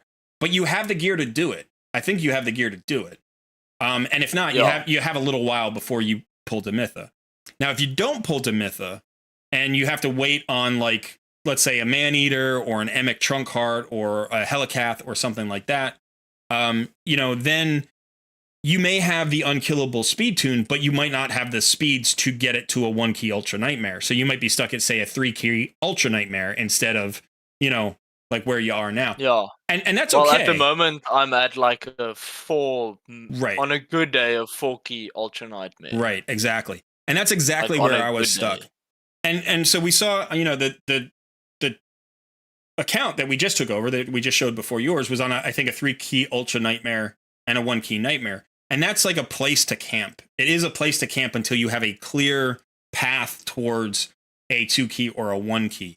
Sometimes you'll get a team before you get the gear to make the team work, and that can happen too. So you can pull all of the champions and you can start to build it. And then you're like, I don't quite have the damage, but I will get there if I speed tune it and just, it'll be as good as it is for now, but eventually I'll get there. So yeah, I think maybe I have the Great Hall and the gear, but not the champions. Yeah, it feels like you don't have the champions quite yet. And again, you have some of them.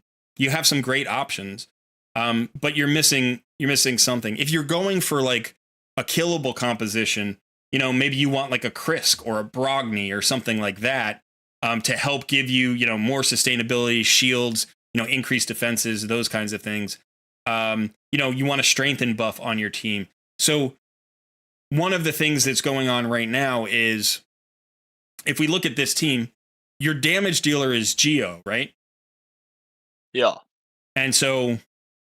he's doing around like 12 million. Out of the 27, he's doing 12 on his own. Right. So right now, like, the focus is on him, and a lot of it is the Reflect, and then you got the HP burn. But you still don't have a Poisoner. You don't have an Ignore Defense champion. So potentially, if you can get a speed tune, let's say... there's the Myth Air. I think it's Seeker, Eris, and Demitha. And obviously you don't have Seeker yet, but I think, like, let's say you found a tune like that, and then you could put 2 damage dealers on them. You could put a Geo and an Anax. And now all of a sudden you're going to bring more damage, because right now Anax is going to do more damage than 2 of these champions combined, other than Geo. Yeah, he actually does a lot of damage. Right. He was just buff capped, so I think that's the one reason why the damage didn't really go up as much as I wanted it to. Yeah, and by the way, we did take, that's a good point, we did take Deacon out of the toxic set, so you could try Annex again and see how that changes. We might not get 15% extra damage then, because Deacon won't have those poisons, but I still suspect we're going to get more damage than your typical thing. We're already at 24 million. So yeah, it's already, usually at turn 24, I'm at like 20 million. So this is definitely going to be better. So it's still around that million per turn that you were talking about. And we just lost Geo. But again, I would say, one of the things that you could do is go into your gear, start putting together a better, set of gear for all of these champions. You might get 3-4 more turns out of survivability. You might get a little bit more speed on everybody, so you get more damage out there. And like, what was your key before? It was 24.7, I think, right? Yeah. And so it looks like we're probably going to top that by somewhere around 2.5 to 3 million. So it's about 10% extra damage. Just from the speed, just one champion. We changed one champion, you know? And now also he's going to help a lot in my arena team. So, and he's going to help you in the arena team. So actually we're still going. We're doing all right. Let's see. Well, let's see where we usually in all the dungeons, Michelle usually outlasts everyone because he has continuous heals constantly. Right. Okay, so 28.4 million, which that's your 2 key right there. So I mean, you already had a 2 key, but I mean for the day. So I'm going to accept the key. I'm not going to break the game there. So it's fine. Yeah, no, it's fine. That's perfect. So let's see, where did you end up? Why is this not? It changed to Ultra Nightmare. That's why. Okay. So yeah. So you picked up about 4 million. No, that's solid. 3.5 million. I'm happy. I'm definitely happy. Now, so like I said, I think I would go in here, you know, and just looking at your clan boss champions, you know, we've got broken sets here. We've got broken sets here. We've got broken sets here. And it may be that just by specializing a little bit more, by saying, okay, these are my clan boss champions, and so I'm going to make them as powerful for clan boss as possible, that you're going to get more damage out of it. So for instance, I'll give you an example. You're not speed tuned. So relentless gear is fine. Get relentless gear on anybody who does decent damage for you. Do you know what I mean? Or if you're thinking about, you know, like if you need a debuff to land and you're look at your accuracy right now. Like this is 235, this is 244. You know, this is 107. So you don't have the accuracy to have 100% success rate with your debuffs, even forgetting about weak hitting. So you need to get your accuracy up. For Nightmare, I think the accuracy is 225, but let me double check. Yeah, it's 225. Yeah, it's 225. So you need to get everybody to 225 at least. And then, you know, for Ultra Nightmare, I think it's 275. Or it's something like that. I think the optimizer puts it at 250. Does it? But that's like minimum. That's like minimum. Right. I'm just going to check the Rage Stages tool. So clan boss. Let's go Nightmare. So it says Nightmare's 255. So Nightmare's 255, and then Ultra Nightmare is 330. So in terms of landing your poisons, landing your decreased attacks, decreased defense, weakens, all of those, you need to get your accuracy for Nightmare up to 255 minimum.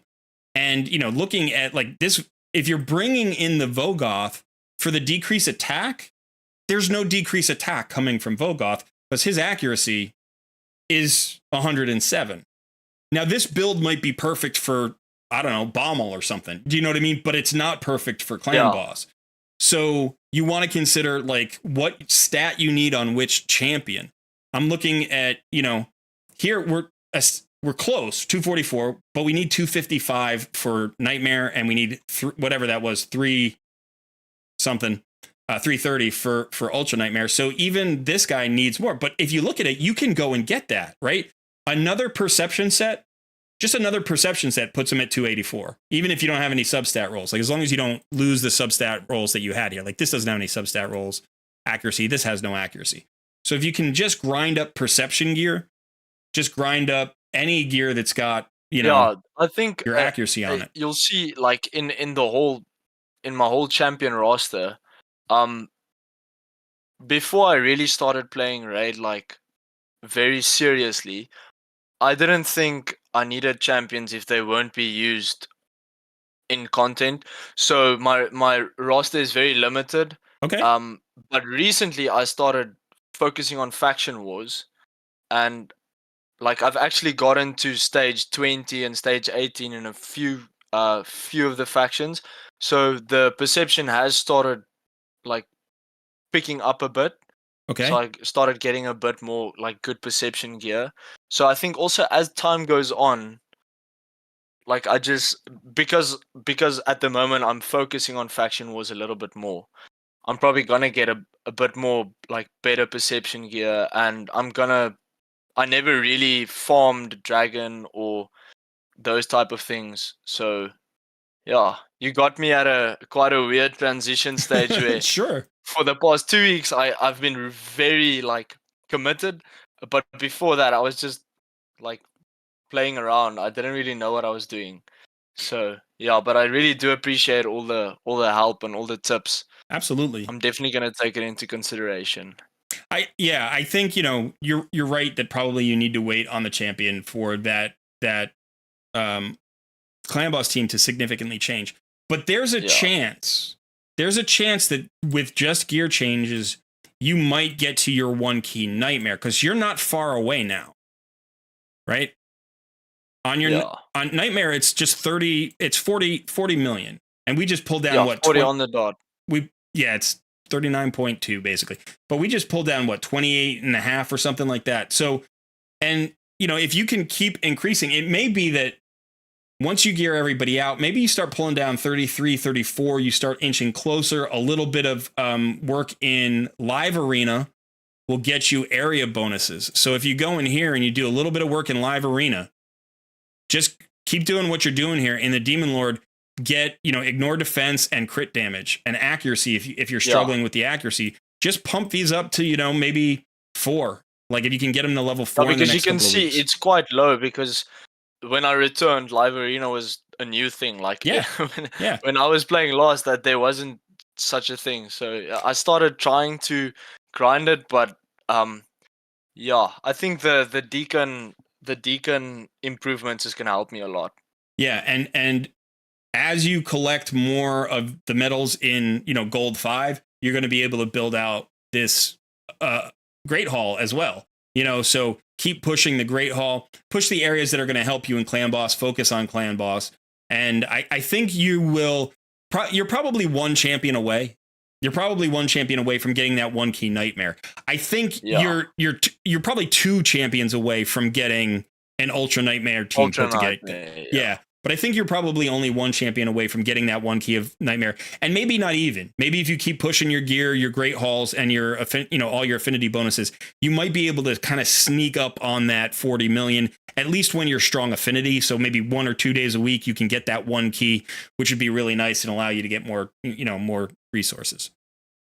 So all right, well, this was fun. Thank you for it. It was a weird account. It's quite a weird roster. I know that's that. Right. But I really appreciate it a lot. You're welcome. Thank you so much. You're welcome. All right, I'm gonna log out here and pass it back to you. And no problem. Thank you so much. Thanks, Ricky. Okay, enjoy the rest of your evening. I'm gonna keep watching. All right, thank you. Have a good one.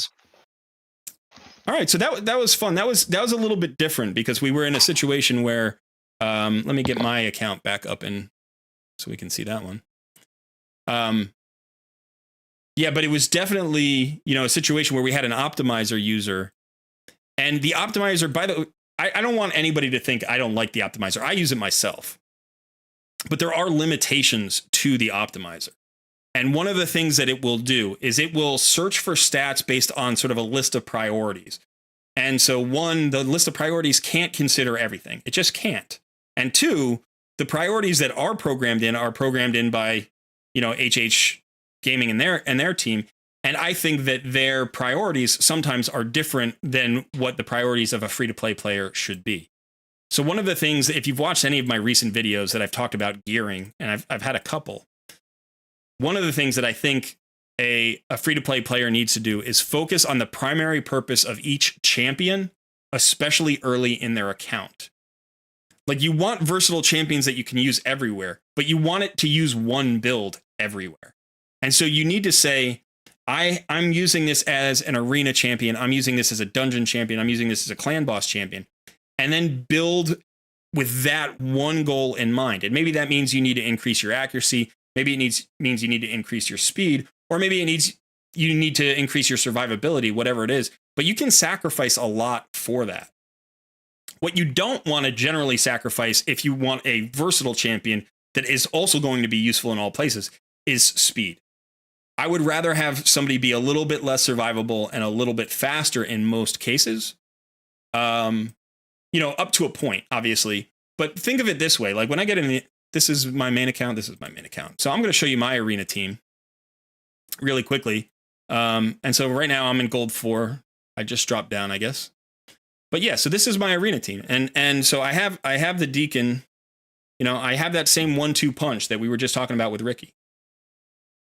And if we look at my team setup, because this is my team, I'll show you my speeds. So here's my Arbiter at 333, pretty fast.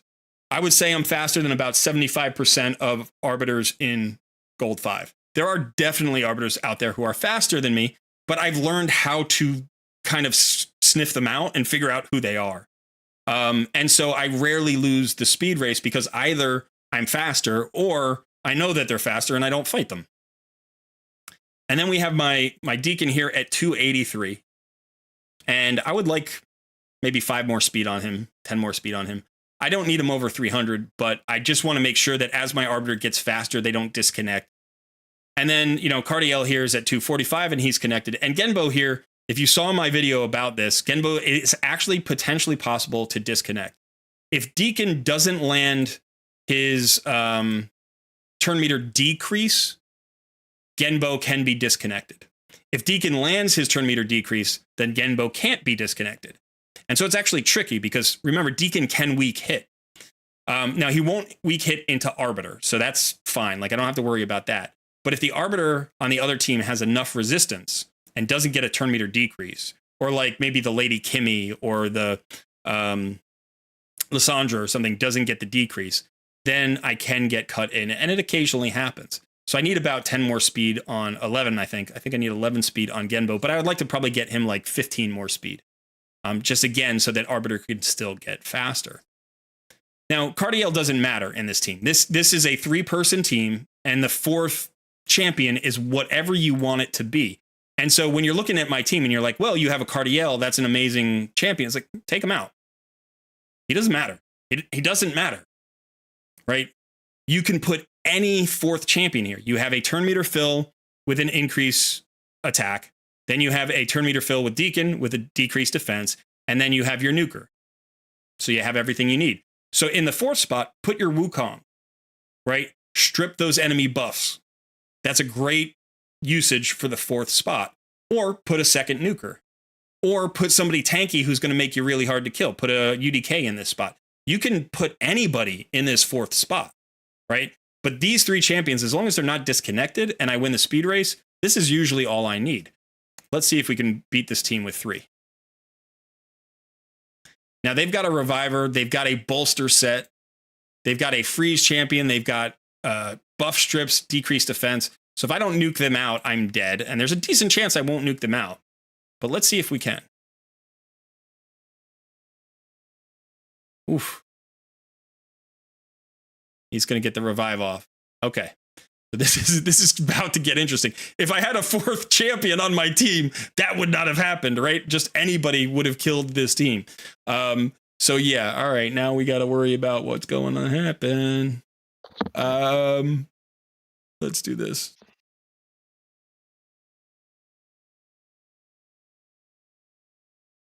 I feel like this always comes to when you're doing the arena. No, I'm dead. Oh well, that was fun while it lasted. Maybe. Oh no, I don't know. If we can get back around to Genbo, I got a chance. Nope. Nope. All right. Yeah, I mean, I was trying to see if I could do this with 3, but with 4, it wouldn't have been a problem. It would have been a piece of cake. All right, I'm gonna let that go. But now I have to go back in and stomp this person with 4. I just have to because that's not going to make me happy. All right, so let's go ahead and put Cardiel in. And I'll show you how the Cardiel version works. So the Cardiel version, you pick a target that you want off the board that you think is going to be hard to take off the board and help everybody else. You can target a UDK, you can target a nuker, you can target a reviver. So I'm going to target the Pythion. All right, ally attack, everybody's dead.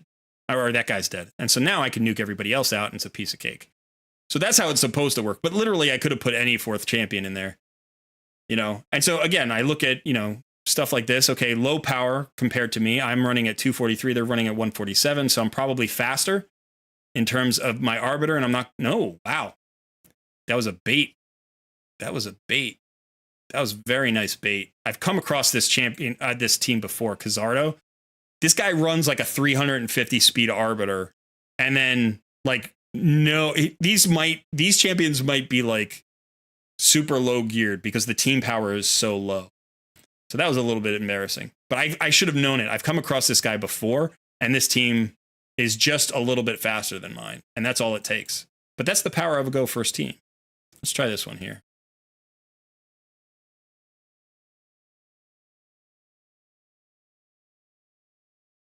All right, so let's go ahead and nuke out Arbiter. And then their Valkyrie is going to live, but we might still burn through everybody else. Yeah, we did. Okay. Yeah, but anyway, my point being about the gear is that I don't like to trade away speed, and I don't like to trade away speed on turn meter champions or speed buff champions or champions who keep my team alive, but especially turn meter fillers. Your turn meter fillers should be as fast as humanly possible. Get them as fast as you can make them.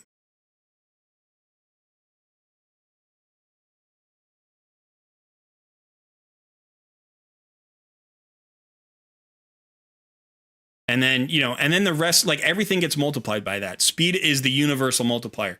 If you're faster, you get more damage out, you get more debuffs out, you get more buffs out, you get more heals out, you get more chances to revive.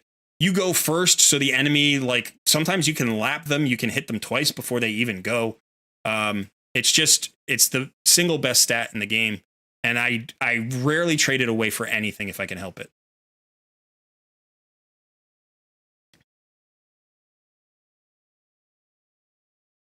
Sometimes you have to manual fight, though.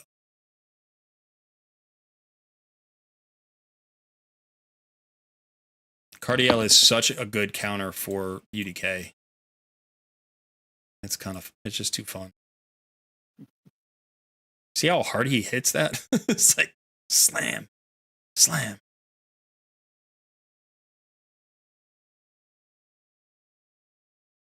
He's so good. And I'm only running him at 245. I need this guy at like 310 speed.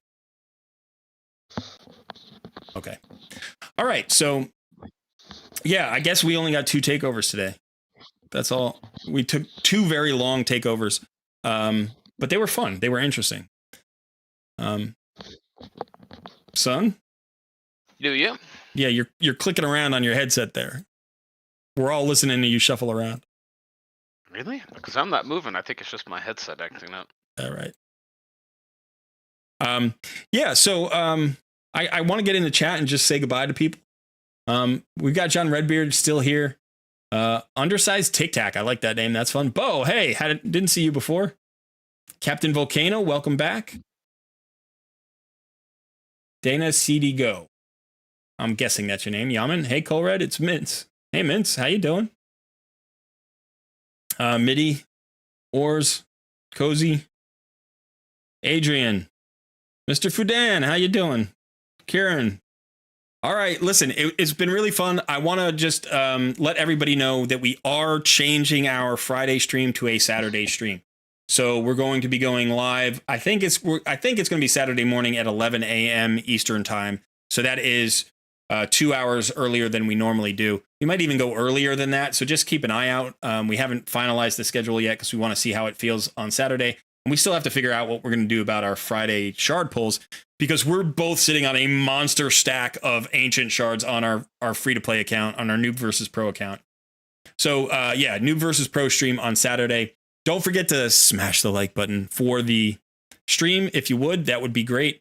And if you're interested in any of the previous episodes of either Takeover Tuesdays or Noob versus Pro, they are on the main channel. Just have to click on the lives tab and you can watch all those old streams, and some of them are really fun.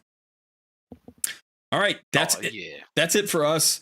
Thanks for a good time, everybody. Sorry I didn't get into chat as much as I do during a Friday stream or a Saturday stream. But if you come, this weekend, then I'll be more chatty with everybody. I promise. All right, son. Do we have anything else that we have to Shout out. No, I think that's it. Everybody just keep an eye out. Videos will be coming. Join the Discord community if you haven't.